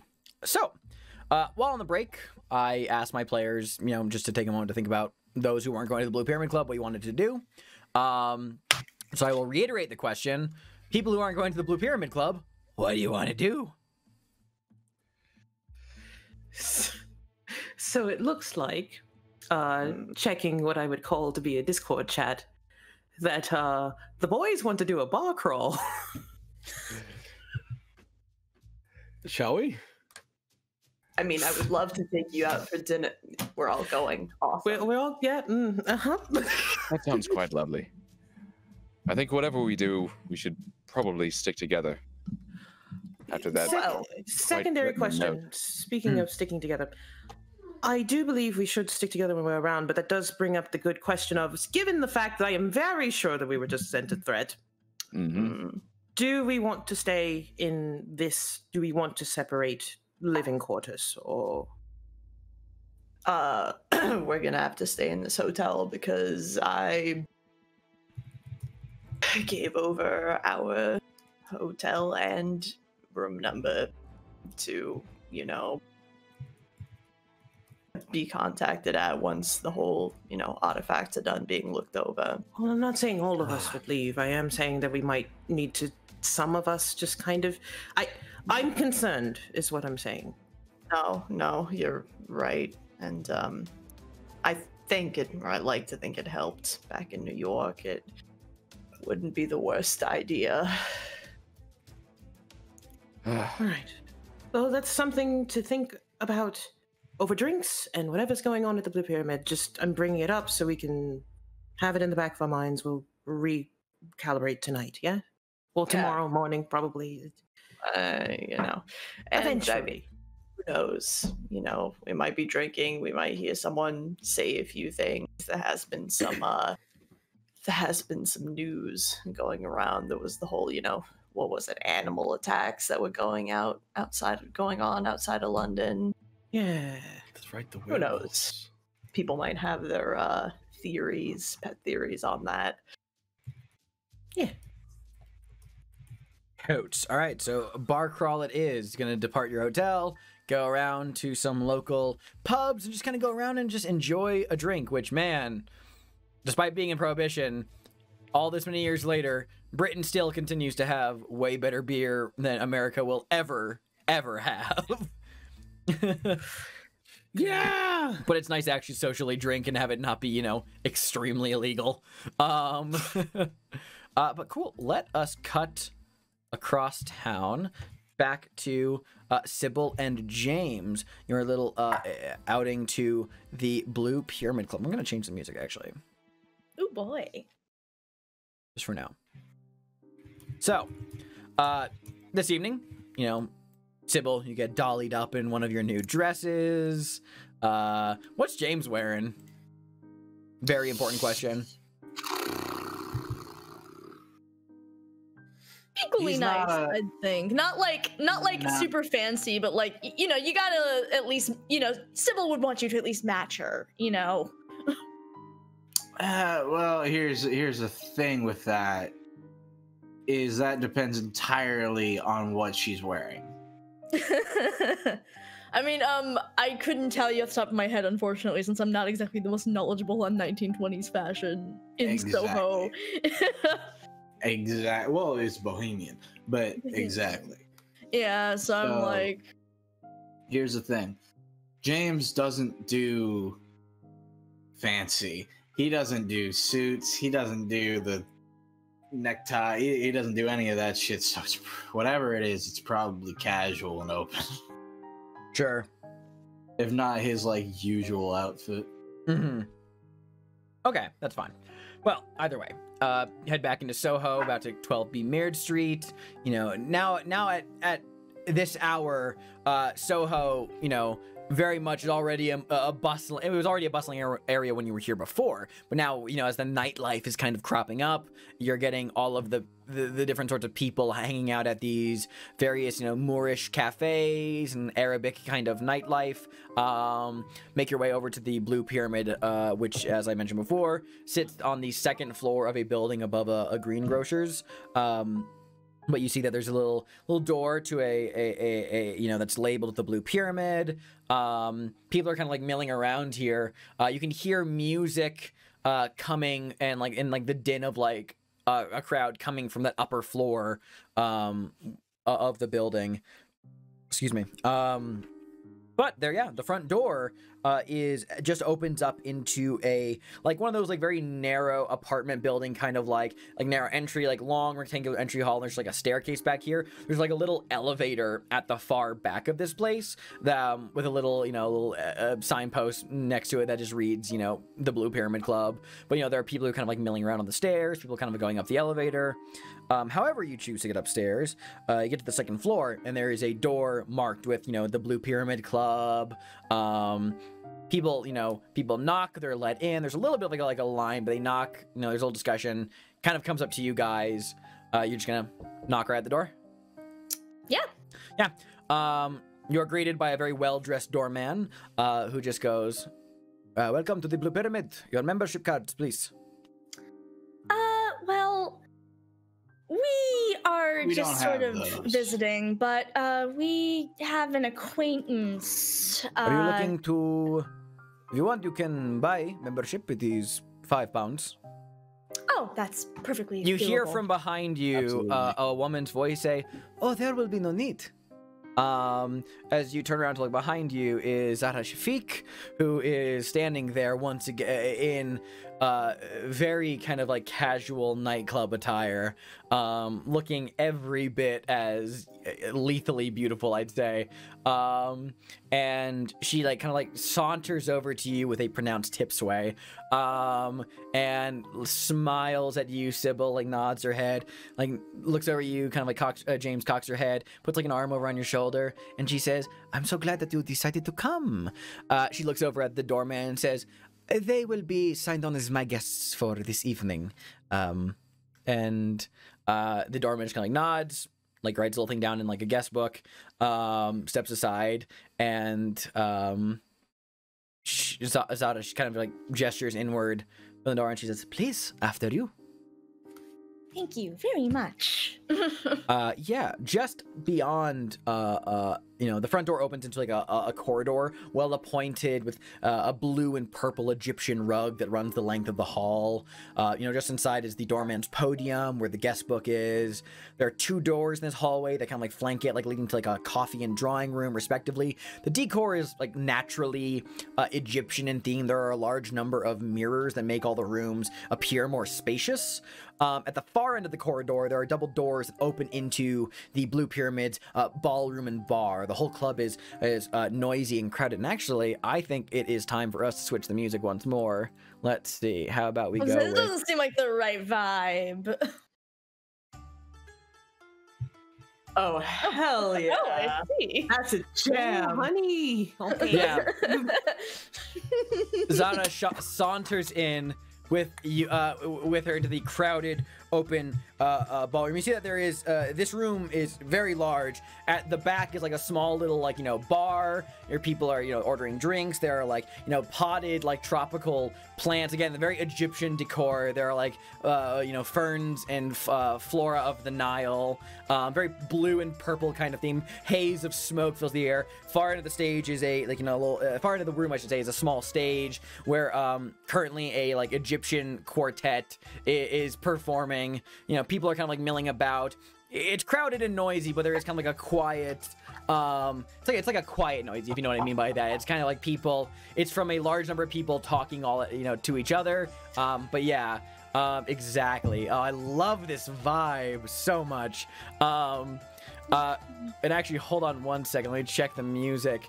After this song ends, I'm actually gonna do something really quickly.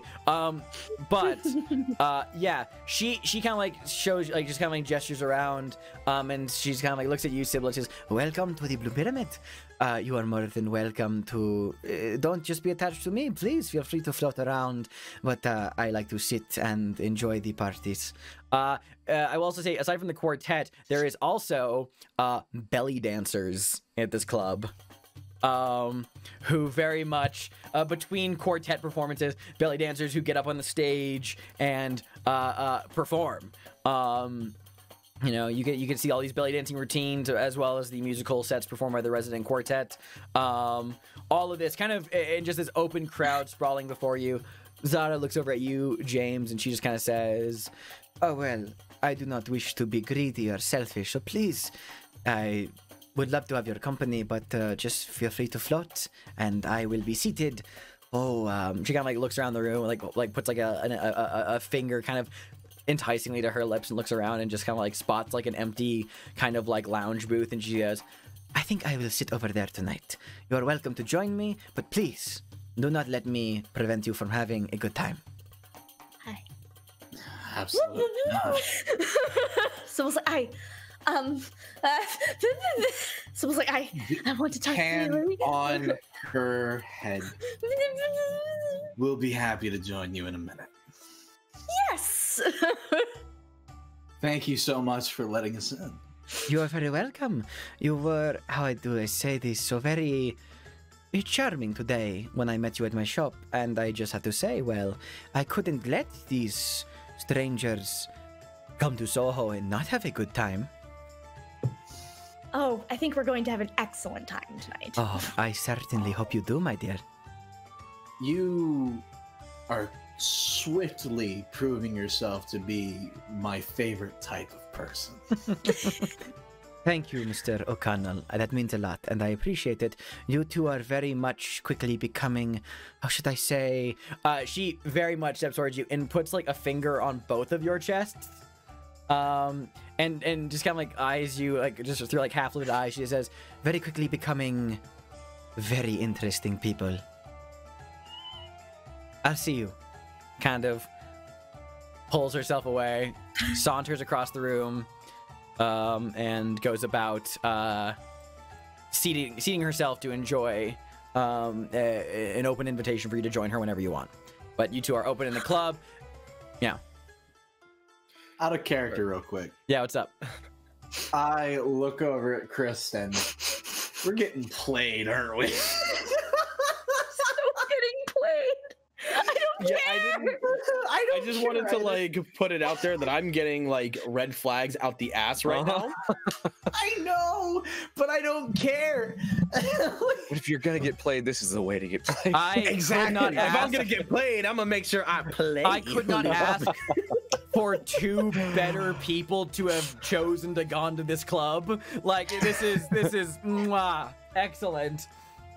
The hedonist and her husband at the club. God, dude, it's so much just like, I know you're playing me, but you're right. Hell yeah. Well, yeah. Now that you're here in the Blue Pyramid, what do you guys want to do? God. James looks down at his wife. He gives her, his hand is still on her head, gently just lets it swirl around to caress her cheek. Try not to get in any trouble. I would never. Now remember, we're being watched. I know. We're not just here for fun. We're not just here for fun, but be careful with your words. I will be. Promise? Promise. Good. And he leans down, gives her a quick kiss, and lets her go. Hell yeah. Leash. Sybil runs free into the club. James, you kind of, wander, looking to grab a drink? Yeah, he's gonna head toward the bar. Hell yeah. Make your way over to the bar. You can easily order a drink. It's very crowded in here, but I mean, hey, you're used to large crowds in places kind of like this. Just gonna order a drink, and I will ask, after you order a drink, like, what are you doing? Just keeping your eyes on the room, seeing what's what? For now, yeah, he's gonna kind of scan the room, take in clicks, take in people, take in who's doing what. For sure. Give me 1 second. Looking at something. Yeah, you kind of like watch the room. I mean, there, at points the dancers do like leave the small stage, the belly dancers, and just kind of like go around to the tables. And kind of does little private dances, kind of like encourages payment. Like a couple of belly dancers make their way over to you, James, and just kind of bat their eyelashes, try to like put little hands on your coat, kind of just very, very, very playfully but not too touchy, and are very much like enticing you to to like kind of throw some money at them. You see most people hand over. Yeah. I mean, if I have to. Yeah, most people are handing over like sixpence or shillings. Some extravagant people are giving out like florins and half crowns. But like, yeah, you easily take out. Chat, you need to know that Split just pulled out a debit card and flicked it across his room. This fucking man. Listen, it was a good bit. No, I fully agree. You give them some coins. They kind of like leave you. Why don't you? Yeah, you said you were kind of like keeping an eye on the room, like seeing what's what. Why don't you just roll spot hidden to see if you notice anything untoward or just in general? Alrighty, let's go ahead and fucking do that. Oh, there are no people in London. There's no one. There's nobody in London. There are no people in this club. We've been alone this entire time. Heavily populated club. There's not a single person. All right, 35. Don't fail me now. You failed me, didn't you? I'm actually going to give you a bonus die on this roll because it's been a while since we've played into the fact that James is by trade a bounty hunter. He makes his living in like watching crowds and keeping eyes on things untoward. So I'm going to tell you that you have a bonus die on this. So you go ahead and you can roll. Okay, still a failure, but a better failure. Cool. So better failure. What is that? How many points? Like fucking 30. 30? Yeah, I think so. It's like 59. Yeah, it's a... Oh, no, yeah. It'd be like 28, 29, I think, something like that. I could probably do 29. I'd have to sacrifice my 69 status. But you know what? I also haven't rolled luck the past 2 games. This is extremely true. I think it's about time to hang that up on the shelf. Let me actually double check. Just so you know exactly how many. You need to spend 24 luck points. Yeah, I think I'm gonna go ahead and do that. Okay, cool. Yeah, I mean, there are some people who get a little handsy with the dancers at times, and the bouncers are quick to show them out roughly and forcefully. You do notice that there are actually a few people, some club members who are actually being given a lot more leeway in that regard. Like, bouncers tend to ignore the fact when they're being very handsy with the dancers. You kind of catch that there are people who are thrown out for that, but people who are not.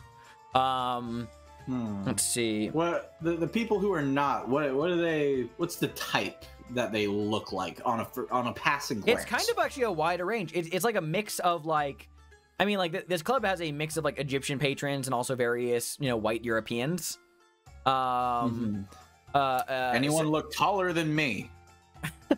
I'd say that most people here are probably around average to slightly shorter than you are. Let's see. You see a lot of faces around here.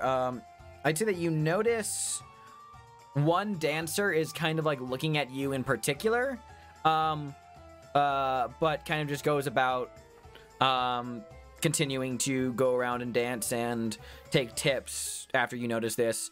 And I'd say another interesting face you kind of pulled is a guy who's seated like privately in like a small booth, kind of like lounge with a drink, kind of has that vibe of somebody who is probably like the owner of the club.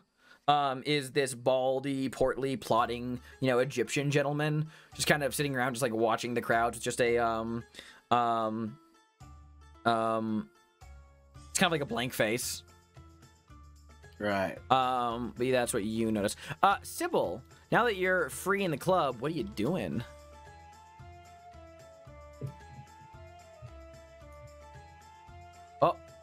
Oh wait, Kristen's missing. Oh no.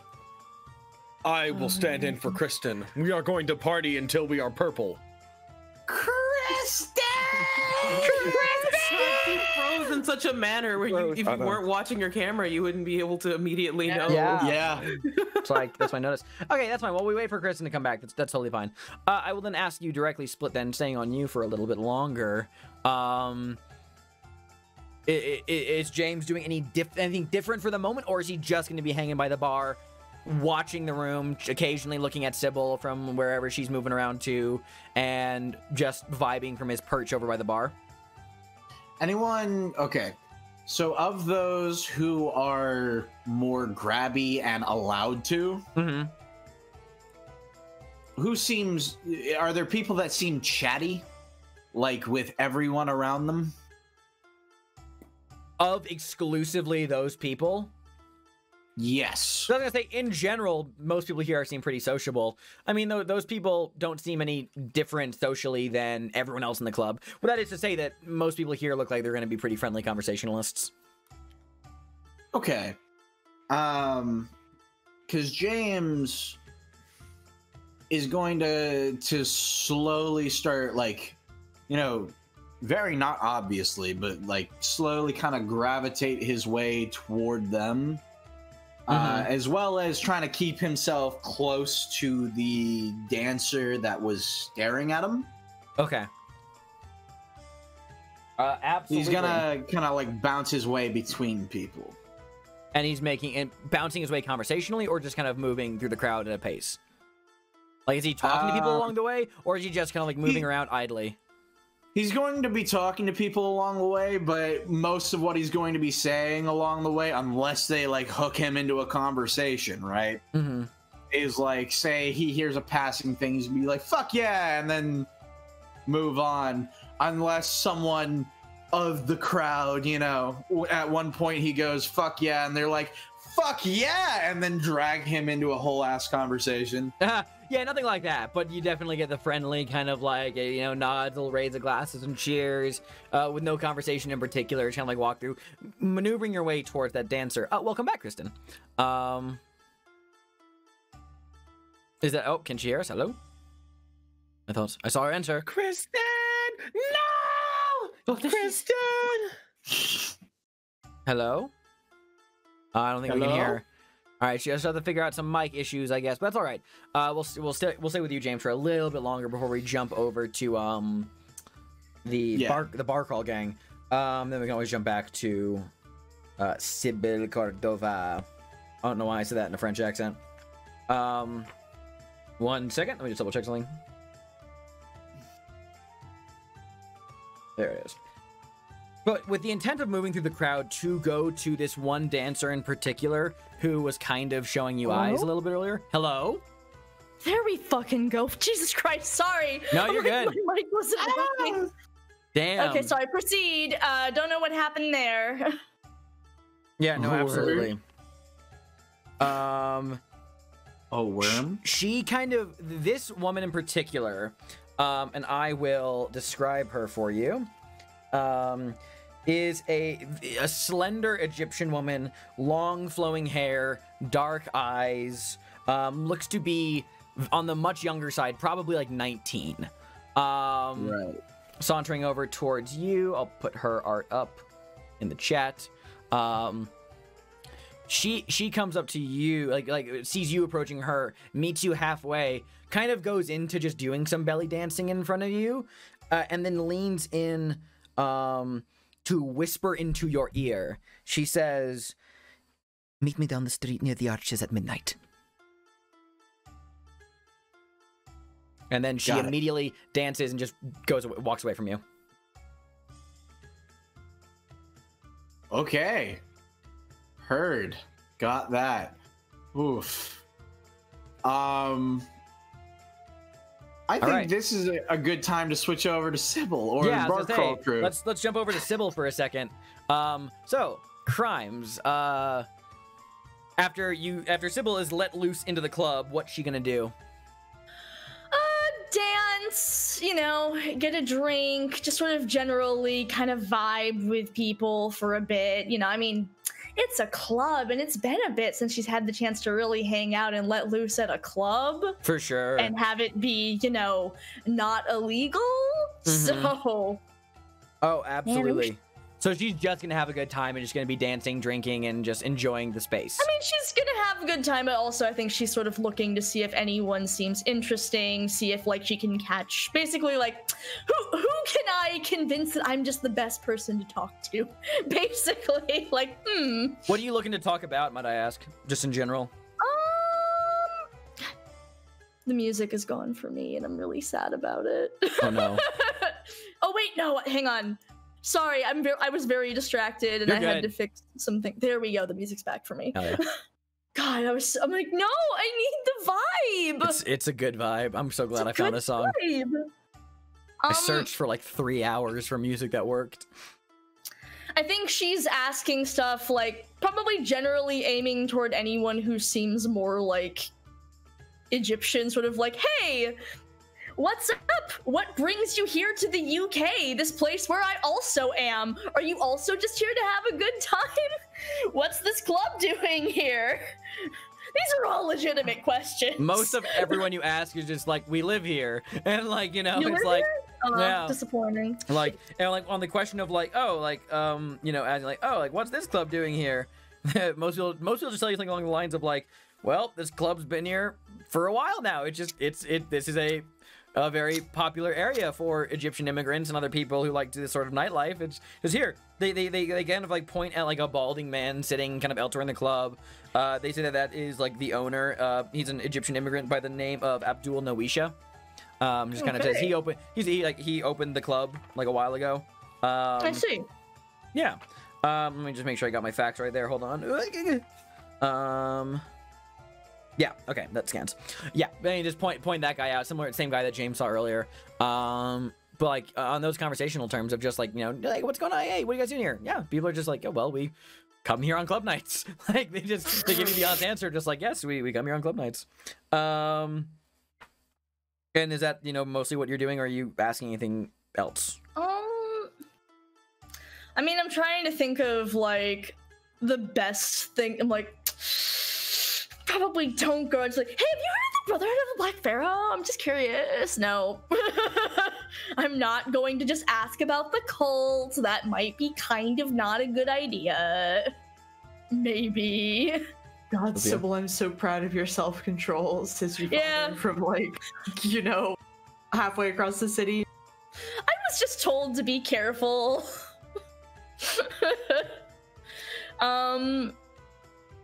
I guess she might ask if, any of them have worked with the Penhew Foundation or anything like that. Don't mind me just making some rolls back here. Fuck. Okay. No. A few people you kind of talk to, or they're kind of they kind of look bemused and oh, they're oh, sorry, they apologize for being unable to help. A couple of them are just you get a mix of I'd say there's a few Egyptians but also white Europeans who are along the same lines, people being oh, just because there's multiple ethnicities and nationalities here happening, I'm not going to be doing an accent jumping around. I'm just going to do my voice of what is their line of thought, of just being oh, the Penhew Foundation, of course, I've heard of it. I heard they do a lot in Egypt. How exciting! Very. Yeah. What do you know about the Penhew Foundation? Are you an archaeologist? Yes. Oh my goodness. I know nothing about archaeology, but I think it is simply fascinating to dig through all those old ruins and uncover lost worlds. What do you do? Oh, Have you you been mean- to Egypt before? You know, it's next on my list of travels. I've been working on getting this grant from Cambridge, and it just hasn't quite. Sybil just like rattles off like basically shit she remembers from vaguely listening to the academics in her party. Yeah, James, what's up? Can I as Brain O'Connell, brain your husband real quick, just give you a little bit of edge on this. Yes. You could talk all about Peru. Yes. You could say, oh, Egypt is next on my list, but I have most of my experience in the South Americas. Yes. Did you know there are vampires in South America? It's not technically alive, baby. Not what I meant, but okay. Here we go. This is phenomenal. Strapping in. This is phenomenal. Brain O'Connell. It's like, This is the You way should- people find out about Peru. They're like, it's like, oh, South America, how exotic, how fascinating, you know, and just fully like intrigued. They ask you like a bunch of like personal questions of like, oh my god, like how many times have you been? Like, do you have like an academic entourage? Like, what is your? Yeah, they just fully begin like milking you for all these questions about your life. At this point, you're becoming like this hot fix of between a few people at the club. As Silver what- Cordova would do. Yeah. Yes, and after this whole expedition to Peru, you know, since my next hope is to go to Egypt, my hope was to, you know, get a feel for, you know, the place, the people, just make my little hops on the way over here. Hence, here. I love it. I guess I'm like, do I? She might also actually, you know, speaking of expeditions, I know recently one did not go so great, so I'm hoping to not follow in the footsteps of the Carlisle expedition, casually dropping this, like, you know, in case that's of interest to anybody. Oh yeah, like a couple people you're like, of course, how tragic. Like tragic. You would not want to end up like what happened to the Carlisle expedition. Oh No, god. of course Like not. I remember that in the papers from like what? That was what, 19? Oh, terrible affairs. Terrible. Oh. Did you keep very close to the Carlisle expedition? Not personally, but like in the press?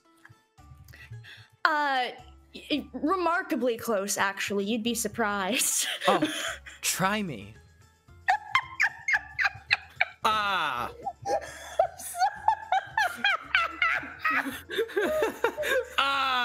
Brains and Neil grabbing all the newspapers.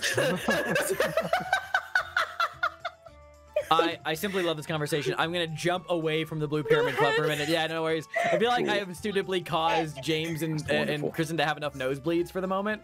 So I'm gonna change course for a moment to jump back over to our bar crawl gang.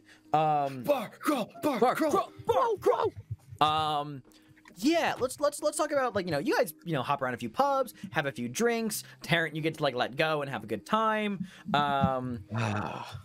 Yeah, this is fantastic. Sorry, one moment. I do want to ask, Yeah, what's up? are we being followed?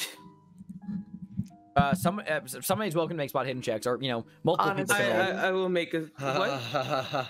multiple people can I make will the spot make hidden a check. Yeah. spot hidden check. Okay, yeah, it's a valid thing. Since we had the Ankh, I would be fine to. bring it Yeah, I up. was about to say, in this particular case, I now would like to do. Should all of us do that? Sure, why not? All right.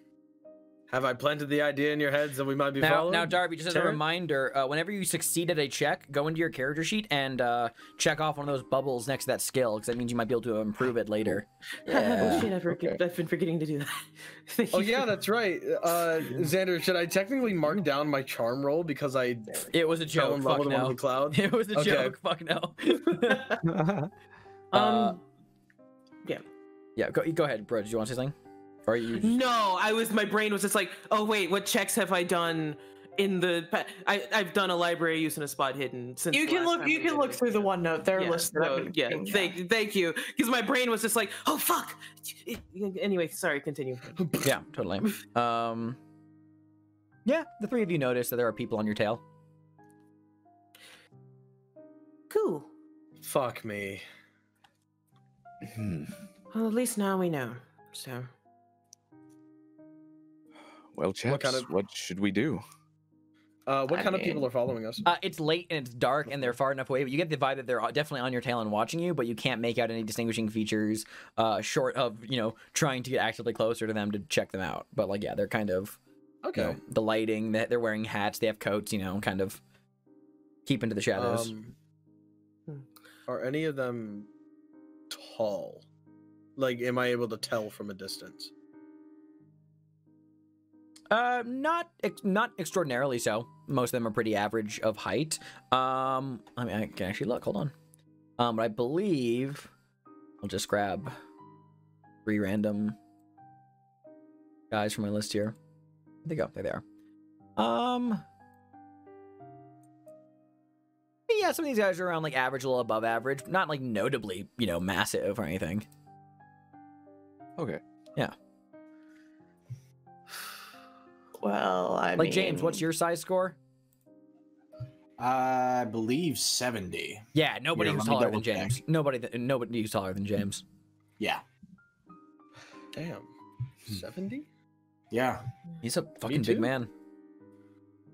So do we stay the Properly course, or shaped. do we try to Well, lose them? all things... I would- Sorry, go ahead. I would say we, at this point, now that we know that they're there, for the most part, try to act natural. Mhm. I don't want to arouse too much suspicion. That said, we should try to maneuver particularly, if that makes any sense. As in not trying to, go into areas where we'd be too exposed unless absolutely necessary, so to speak. So to speak. Maybe No. leave through back doors, try to lose them? Actually, I'd argue the opposite. We leave Exactly. through public areas so Hmm. that nobody can pull things. It's like stay in the public, That's a wise make it idea. not so clear that they know that it, as long as we keep them questioning whether or not how aware we are, how much we care, really. Keep those things in mind. Good to know though. Mhm. And personally, I'm we're probably on our like second or third pub by now. It gets highly tipsy at the moment. And it's just, I'm not about to let some yahoos, stop me from having a good time. So let's just continue having a good time. What are Let's they just gonna continue find having out? a good time, Exactly. Thank you. God, I heard a breath. What was the breath leading into before I say the thing I was gonna say? A breath from me? I heard a breath Who, me? from someone. Who, me? Couldn't be. No, because I did have a thought. What's your thought? Because it's like we're being followed. We basically just decided we're just gonna keep doing what we're doing, but with the awareness that we're being followed. If that's what I'm understanding. Yeah, the Yeah. old at World's End. Yeah, exactly. Yeah, for Tactic. sure. No, my thought was not completely unrelated. It was semi-unrelated. I have a list of pubs. Excellent. I love it. I love wanted it. to ask if Totally there is. was one specific one that I could just make sure that we have said that they've gone to. Oh, Can we please, go by to all the means. parrot pub. It's the Parrot Pub. Yes. Sorry. Yes. So, for anyone wondering, I literally I have so much London, just random London shit that I just have. But there's this pub. London lore. No, so there's this pub. It's called the. He's a little drunk while he's saying this, kind of lightly articulated. They're probably walking on the way there, but like, there's this pub. It's called the Cheshire Cheese. It's so there's a lot going on. The ye old Cheshire Cheese. So on Armistice, as one per, I understand where a couple of you are. There was a parrot. There was a parrot that got particularly excited and just started mimicking the popping of a champagne cork about 400 times. People were drunk enough to count, I guess.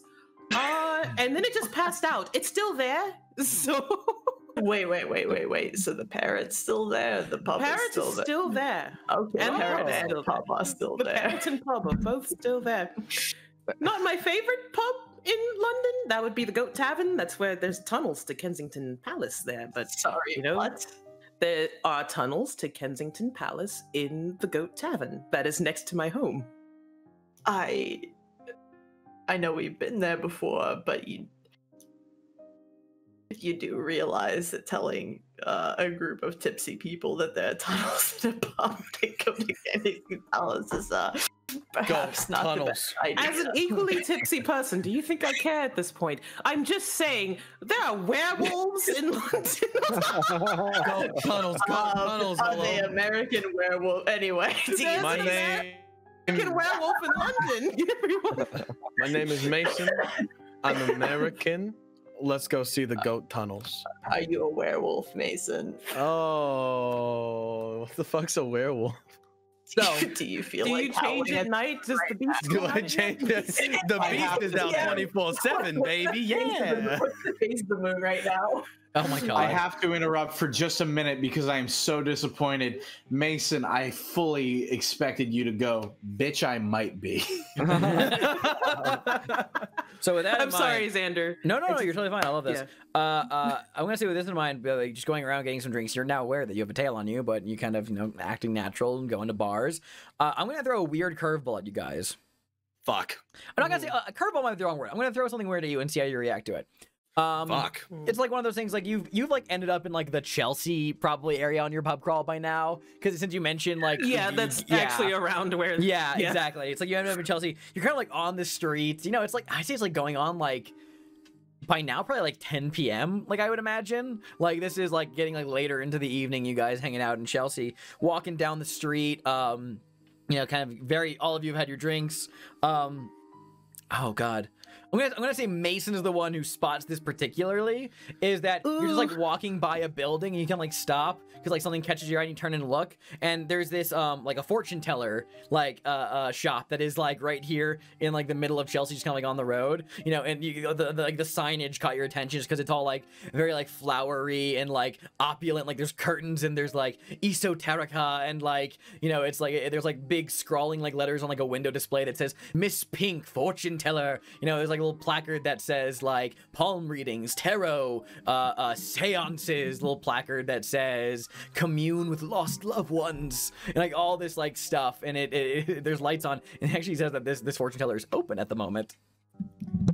That's some voodoo. That's some voodoo shit. Don't like that. Mason turns to go away, bumps into Tarot. Oh, sorry about that. And the way that he is going. Go ahead.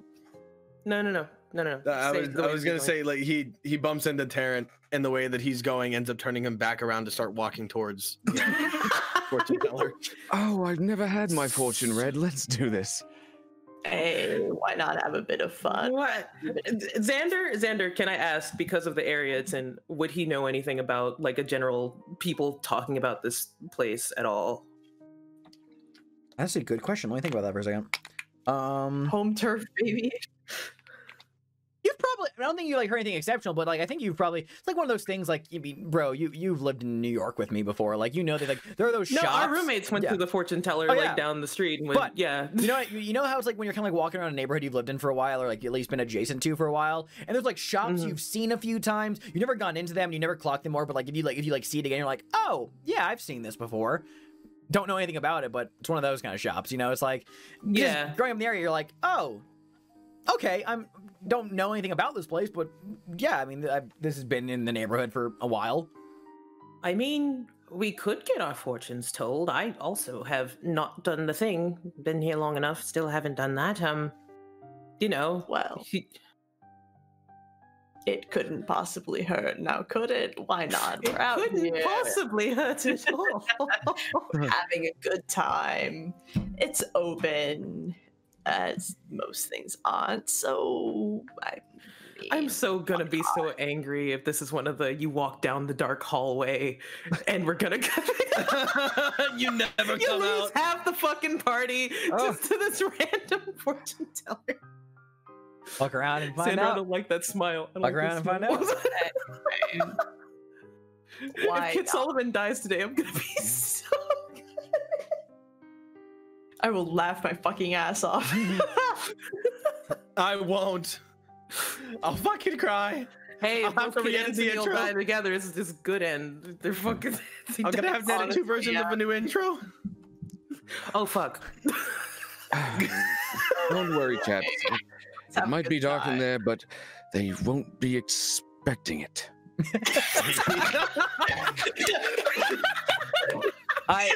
This is no player Tara win. pulls out two knives. God, I fucking wish that I was a player just so I could retort with like, she's a fortune teller. I bet she's expecting it. Like, I'll do you one. She's a fortune teller. I bet she's expecting. No, Listen, if she Well, knows our that would name, be we true. punch her in the head and we run. Oh, no. Listen. Haven't you all? I'm sure you've all been following, some of Houdini's stuff. It's all bullshit anyway. It's fine. Nothing's, whatever. Are you telling me you don't believe in magic in a young girl's heart? I mean, there's magic, and then there's, regular human people doing seances, pretending they can contact dead loved ones. Yeah, no. Understandable. after the things It'll we've be seen, I'm interested. Anyway, you guys want to go in? Mason, We're like in Absolutely. front of the door as we're having this conversation. yeah, exactly. Guys are like, what the fuck? No, have they gotten actually, closer? I'm actually going to say that you're saying they're having this conversation. Like, we go to turn on the door. The door is already opening by this point from the conversation. Standing in the doorway is like a middle-aged, like around like maybe like late 30s, I should say, actually, woman in an old Victorian style dress. With like a cascade of pink ribbons sewn onto it. And she just kind of goes, good evening. Oh, good evening, ma'am. He tries to be presentable as though he has not been drinking for the past 2 hours. Kit pats Daniel on the shoulder, sobers up really quick to get into polite mode. Good it's Matt. evening, madam. Miss, wait, Miss Jasmine Pink. yes. Mr. Mission, Jasmine Miss Pink. Pink. We're here name's as I'm Nathan. sure you were expecting. I was Been a expecting fine you. night. Is that what she says coyly in response to that? Are you You see, chaps, expecting I us? knew it. Yeah, we've been standing outside of this door for the past 5 Yes. minutes having this I've been expecting you- Amaya, sincere apologies, Yes, Miss Pink. that's what I was going to say. I've been expecting you to come inside after standing outside my door for the last 10 Oh. minutes. Oh, May we? God above, it's cold outside. Let's Please come in. stop. Yes. I know the hour is late, but I am open at odd times. Please come in. Escorts you inside, and she says, welcome. How might Miss Jasmine Pink be of service to you all? I want to have my fortune read. I want to do it. Admittedly, we are all quite curious. Your fortunes. Call us. Of course, of course. I'd be more than happy to read your fortunes, but she holds out her hand and wavers a little bit. Oh, I'm getting a sense that you are all burdened by a great sadness, a tragedy, a loss. Kid just chokes into his handkerchief. He's stifling a laugh. Yeah. Could I of course can read fortunes, but I think the spirits within the ether have a message for you. Perhaps instead I can form a seance, if you should be so kind. Oh, To particularly ask, that is my personal set of interest here. Absolutely. Of course. She escorts you inside and says, "Oh well, then she allow me to arrange a sitting." She goes about. She dims, any house lights. Gets like this little like circular table. She's like, "Please have a seat, and everybody, hold hands, join hands." She like holds out her hands. Like a single candle is lit in the middle. Strange aromas begin to waft through the room as she lights various like incense around the periphery. She goes, "I am reaching out to the spirit. Is there a name that you would like for me to contact? You have a name?" She's like looking at you. A name? Is she trying to pull a name out of us? She's Is more this so like a asking if ruse? there's someone. She's more so asking specifically if there's somebody you want to contact with a seance. Well, I guess more of my question is this a ruse? Buddy, it's a seance. make My a psychology man, check. my guy, But like, I don't trust anybody. Make a psychology my roll. guy. I'm telling you not to trust this because it's a fucking seance. Is this the? Oh, that was a There you success. go. Hey, you just rolled, Yes, yeah? Hell yeah. a success. No, honestly, she's not like you actually don't pick up on any sense of scam. She's genuinely asking you if there is a name to a spirit you want her to reach out to. So here's the thing: you can't let Sunil answer this question because he is slightly drunk, and therefore he's not going to say the thing that would be actually helpful. Well, Terrence is very drunk. I'm not sure if he's going to say anything helpful either. I'm feeling. Jackson Elias. Yes, I was feeling a Jackson. Yes. Mhm. Is that who you want me to contact? Sure. Might as well. All right. Everyone, please be quiet. She begins to like kind of like rock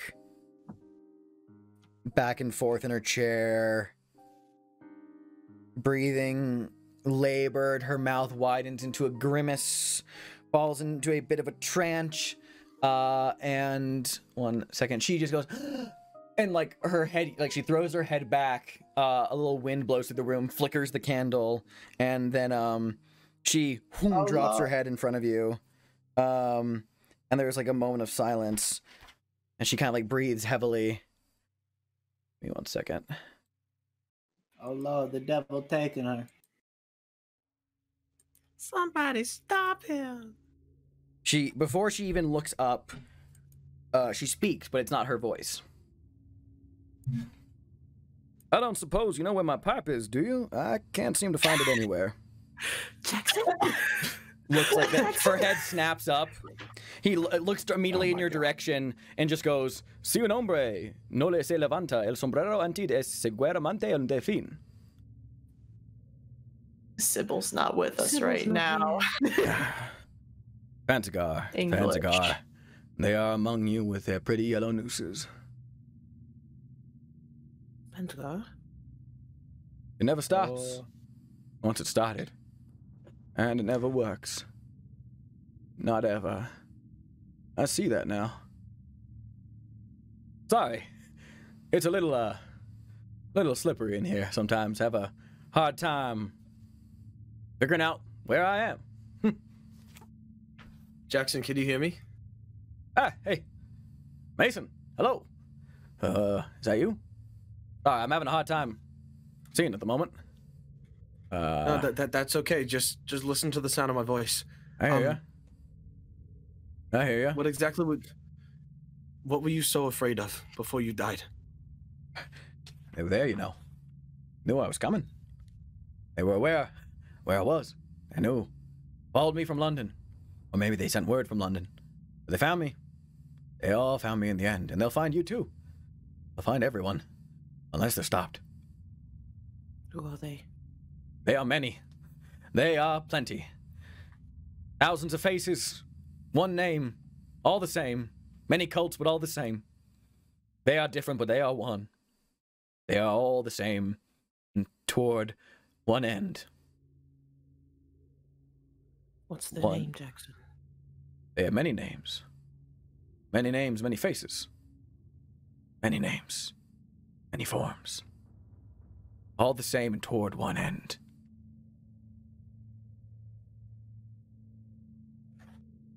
In New York, it was the Bloody Tongue. In London, Brotherhood of Black Pharaoh. Different names, different places. Never got to finish my research. I planned to. That didn't pan out. We're finishing your research, Jackson. We just need to know, what are the places? Anybody What care are the for a names? drink? Sorry. I find myself sometimes moving between memories. I could use an extra drink. Sorry, I seem to have misplaced my wallet. I can't find my money. You good? It's covered. I meant to go to Australia, but that didn't pan out. Meant to go a lot of places. Meant to go follow up, once again, from China to Kenya,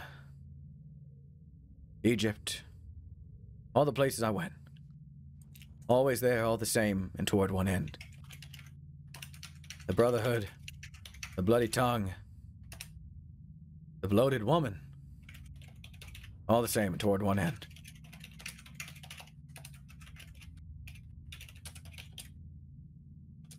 We've missed you. I'd miss me too. And that's exactly why.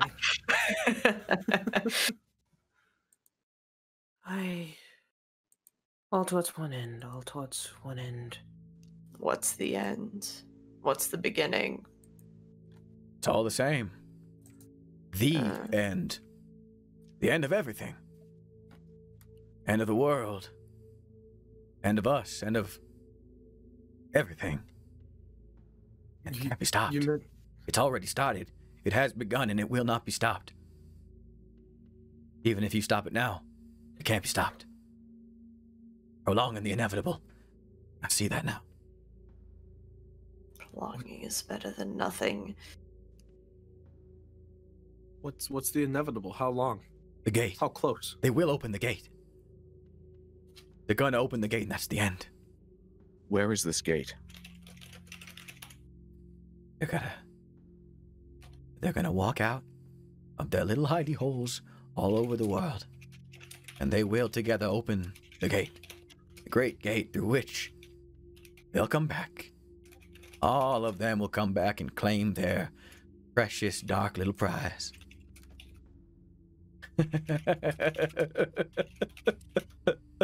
There's no stopping what they are. There's nothing that we can do about any of it. I tried.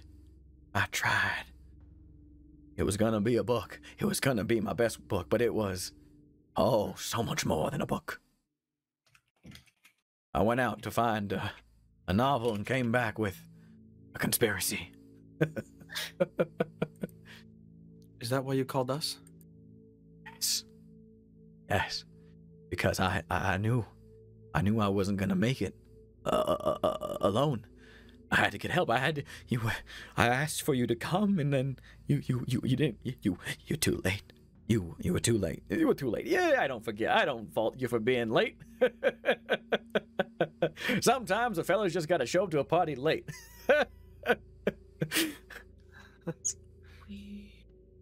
It's all right, Jackson. We got your notes.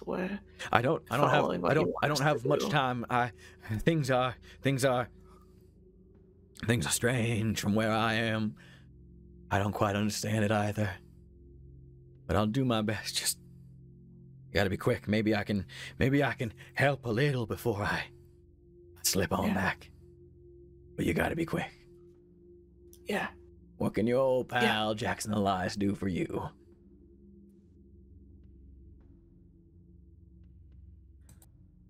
God, out of character, I'm so fucking frazzled right now. I'm so sorry. I can't. No, think. you're good. I No, want to comment. Fucking Atlas over here and Kid talking like big game, like, this is fake, this is fake, and then just, oh shit, you just get clapped back with a real seance. I love it. Listen. There's fake, but he knows. Listen, he's been in the dreaming. He knows when it's real. Split Guardian, your finger is up. Please, counsel, please. Someone who's not here and embroiled in this. See, well, here's the thing. I am embroiled in this. However, I'm not fucking here. Well, yeah. So I have to be the person who tells you, hey, shakes. There's information to be gotten. Yeah. Here's Like, the thing, well, like yeah. what are we forgetting? Because Yeah, I Australia. will say, like, basically, if there is any possible clue you want to get from Jackson, you know, it's like he might be able to impart a clue or two in his currently teetering on the brink of insanity state. So if there's anything at all, yeah. Feel What's free in to discuss. Australia? What's in Australia? What's in Australia? 2, bloated woman. That's the one we haven't heard about. So getting any information about that we can before we actually run into it would probably be a good idea. I've been 3. writing down what he's been saying. Sorry. Yeah. 3. What connects them? Well, many names, many faces are all the Yeah, same. he's Many been names, very many vague about- faces. But Yeah. what's connecting them? Same goal, presumably. That's I just. think he was saying I that say because that- they were the same. Yeah. Same Just different god. cults, different sects of the same thing. Exactly. Same god. What god? Like what if it's all one god, what is that god? I'm kind of deducing that it's Nyarlathotep. You know? Yeah, Yes. but we Well, don't but we don't Yeah. know that in character. Yeah, yeah. We need to know more about it. Sorry, do we sorry, peanut gallery's coming in. Do we want to ask specifically about what he found with the Carlisle expedition? Like what he specifically Yes. tracked down? Yes, So absolutely. we have to order this because we have a short amount of time. So what are the 3 most important questions? I think what's in Australia. I also wanted like Bloated with the woman. Carlisle, the bloated woman. What's in Australia?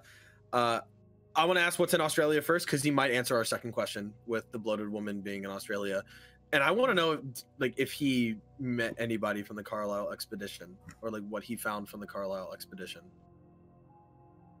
Well, he met someone from the Carlisle expedition. Yeah, in he China. met We know the- that already. yeah. But if there's anything he found from the expedition itself in Egypt, or no, it was in Kenya, wasn't it? The Carlisle expedition was in I believe that one was in Egypt. Okay. He mentioned that someone had met someone in the Carlisle expedition outside of in China or something, Yeah. but He met someone from the Carlisle expedition who is supposed to be dead in China. yeah. Well, he'd met someone who'd met He met someone who met someone in the. So I guess I'd want to know if Ah. Jackson, basically, Yeah, that's if what I Jackson was- had encountered anything that wasn't in his notes, basically about the Carlisle expedition. What haven't you told us? Was there anything that you didn't? Basically, the question is anything that you didn't get a chance to write down. What you wanted to tell us in the hotel room? Yeah. What did you call us to tell us? Okay, Yeah, so all right, what's in so- Australia? What is the bloated woman? And did you want to tell us anything else that wasn't in your notes? That works. Hmm. It's vague enough to just work. Yeah. Just vague enough to work. It's also vague enough for him to pussyfoot around the questions. Okay, Yeah. here. I'm gonna take the Australia question if you don't mind. That works. Jackson. Just stopped. Jackson, what's in Australia? Where do we start? I don't know. Never went there. I remember I was planning to go there. That was going to be my stop after New York. I had to plan a trip out there. Something out there. Something out there, Mason. Connected to all of this somehow. Henson. Henson. But there was, I wanted to go speak with Professor Cowles. Never got the chance. But I don't know. Never gonna know. The next part, it's involved. There's something out there in the great vast red. There's something out there, Mason. Something out there. Something.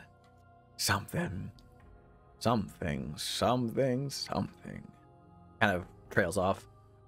Quick, Does anybody wanna take the next question? quick side note. quick side note. Just to get something real quick. Kristen, Yes. did Sybil share bat knowledge with everyone else? Yeah, of course she did. Bat knowledge was Australia. Yeah. Something's out there. There's apparently giant bats. So we Giant have the bats. bat knowledge. The next question, I believe. I'll ask. Okay. All right. I was gonna say while he's like trailing off in the something's Mhm. out there. Something maybe be like a bat. Giant bats. Well, I want to be careful about how many questions we ask because I don't know Yeah, like how 'cause many he- we have. Right. So what was this about a bloated woman? Many names, many faces, Tarrant. Many names, many faces, all the same and toward the end. Don't trust the face behind the fan. The bloated woman is just a part of it all, too. China. The boat in Shanghai. I wanted to talk to you about everything, but that never happened. What did you not get a chance to tell us, Jackson? Gonna tell you everything. Gonna tell you my investigation in the Carlisle, where it took me. First to Kenya, then to China, and to Egypt, and then all the way to London. Had to leave real quick. And New York, then to Australia. But that Australia never happened. Not gonna happen now. It's not gonna happen now. But look, there's something very important that I do need to tell you. I was going to say it in the hotel room, but there's the psychic's head snaps backward, and just there's a kind of like a groaning horse, just soft scream, and her head like lolls forward again. No, not yet. And then the eyes look up, the head comes back up, and the eyes are now pure black. The face of Miss Jasmine Gray widens into this like cruel like sneer, and she just kind of goes, I think that is more than enough for the time being, Mason, Kit, Neil, and Mr. O'Connell. Lovely to see you again. Not Mr. O'Connell, sorry, my bad. I meant to say Mr. Gainsborough. Mr. Gainsborough. I meant to say Mr. Gainsborough, my bad. Mr. Gainsborough, so lovely to see you again. Do I recognize that voice? It is a deep, imposing voice. You'd actually, it sounds very similar to some shit you heard back in Peru a while ago. Is it Excuse Sir Conquistador? Does not sound like that. Sounds like the voice that came out of Augustus Larkin when he was possessed. Now, I should say, it's familiar to you, Mason. So, Neil, the voice is, this imposing imperial voice tone is not familiar to you. Just going, now, you've come all this way, and soon for nothing. Your friend can't help you any more than you can help yourselves. You're doomed to fail. How does it feel? Fighting the inevitable. First Peru, and then the American Southwest. We've entangled one too many times and will entangle once again. But for the time being, I think I'm gonna have to put a pin in this particular conversation. You watch as Yeah, Miss keep Jasmine... laughing, motherfucker. does. You like getting your ass handed to you twice? He does, and you watch as Miss Jasmine Pink bursts into flames. What? Everyone make a sanity roll. Oh, I shouldn't have said that. Oh, fuck me. Where's my roll 20? Oh, that was really close. Roll 20 has died, and Oh, no! it decided that there was too much going on, and it's just like, This is stressful. I don't want to roll sanity. Says roll 20. This is stressful. I think it's really really not. I don't Roll wanna 20 was like, roll nah, sanity. fuck that, man. Fuck that. So I'm Somebody roll leaving the sanity for him. investigation. I just don't want to do this anymore. go ahead and roll sanity for us, And Anil. a woman just I opened it. Gotcha. It's boop. Holy Great. shit. Everyone succeeds, so you all take 1 point of sanity damage. Oh no. A lady just burst into flames in front of me. As soon as this happens, Kit's gonna go into fucking like doctor emergency mode and is gonna try and put out the flames and make sure she lives. Okay, I'm gonna ask you to make an extreme first aid roll. Because these flames, let's do our best. I will say, because even though you can stop to help her. Best doctor in the fucking world. I'm so sorry. Holy Sullivan is literally one of the people who is the best at first aid in the fucking world. Right Don't now. fuck with a motherfucking Kit Kat. Doctor in the world. Okay. Well then, this woman bursts into like fucking unholy flames, screaming and laughing as like flames like shoot out of her, just erupt across her skin. You leap onto her, like tear down like a nearby curtain, and rip the tablecloth, and begin like smother the flames and like go all in on this woman. I'm going to say that even with an extreme success, I'm gonna have you take 1 point of hit point loss just from like minor burns to your hands. No, absolutely fine, Yeah. totally worth it. No, absolutely, Yeah. he'd be completely willing to. I will say that this, so you are actually, because you rolled an extreme success, I'm true to my word. You have saved this woman's life, but like in those like few seconds where she was bursting into flames, this woman's in really fucking bad condition. She needs a hospital. Yeah, Like, no, Pronto. absolutely. What do I need to call?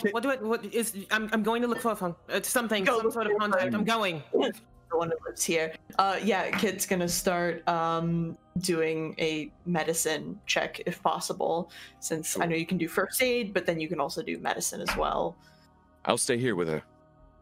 Mason, join Actually, Sunil. I was about to say, should Sunil stay and do a second medicine check just in case, and Mason go check phone? Yeah, I'm gonna go get the phone. You stay here.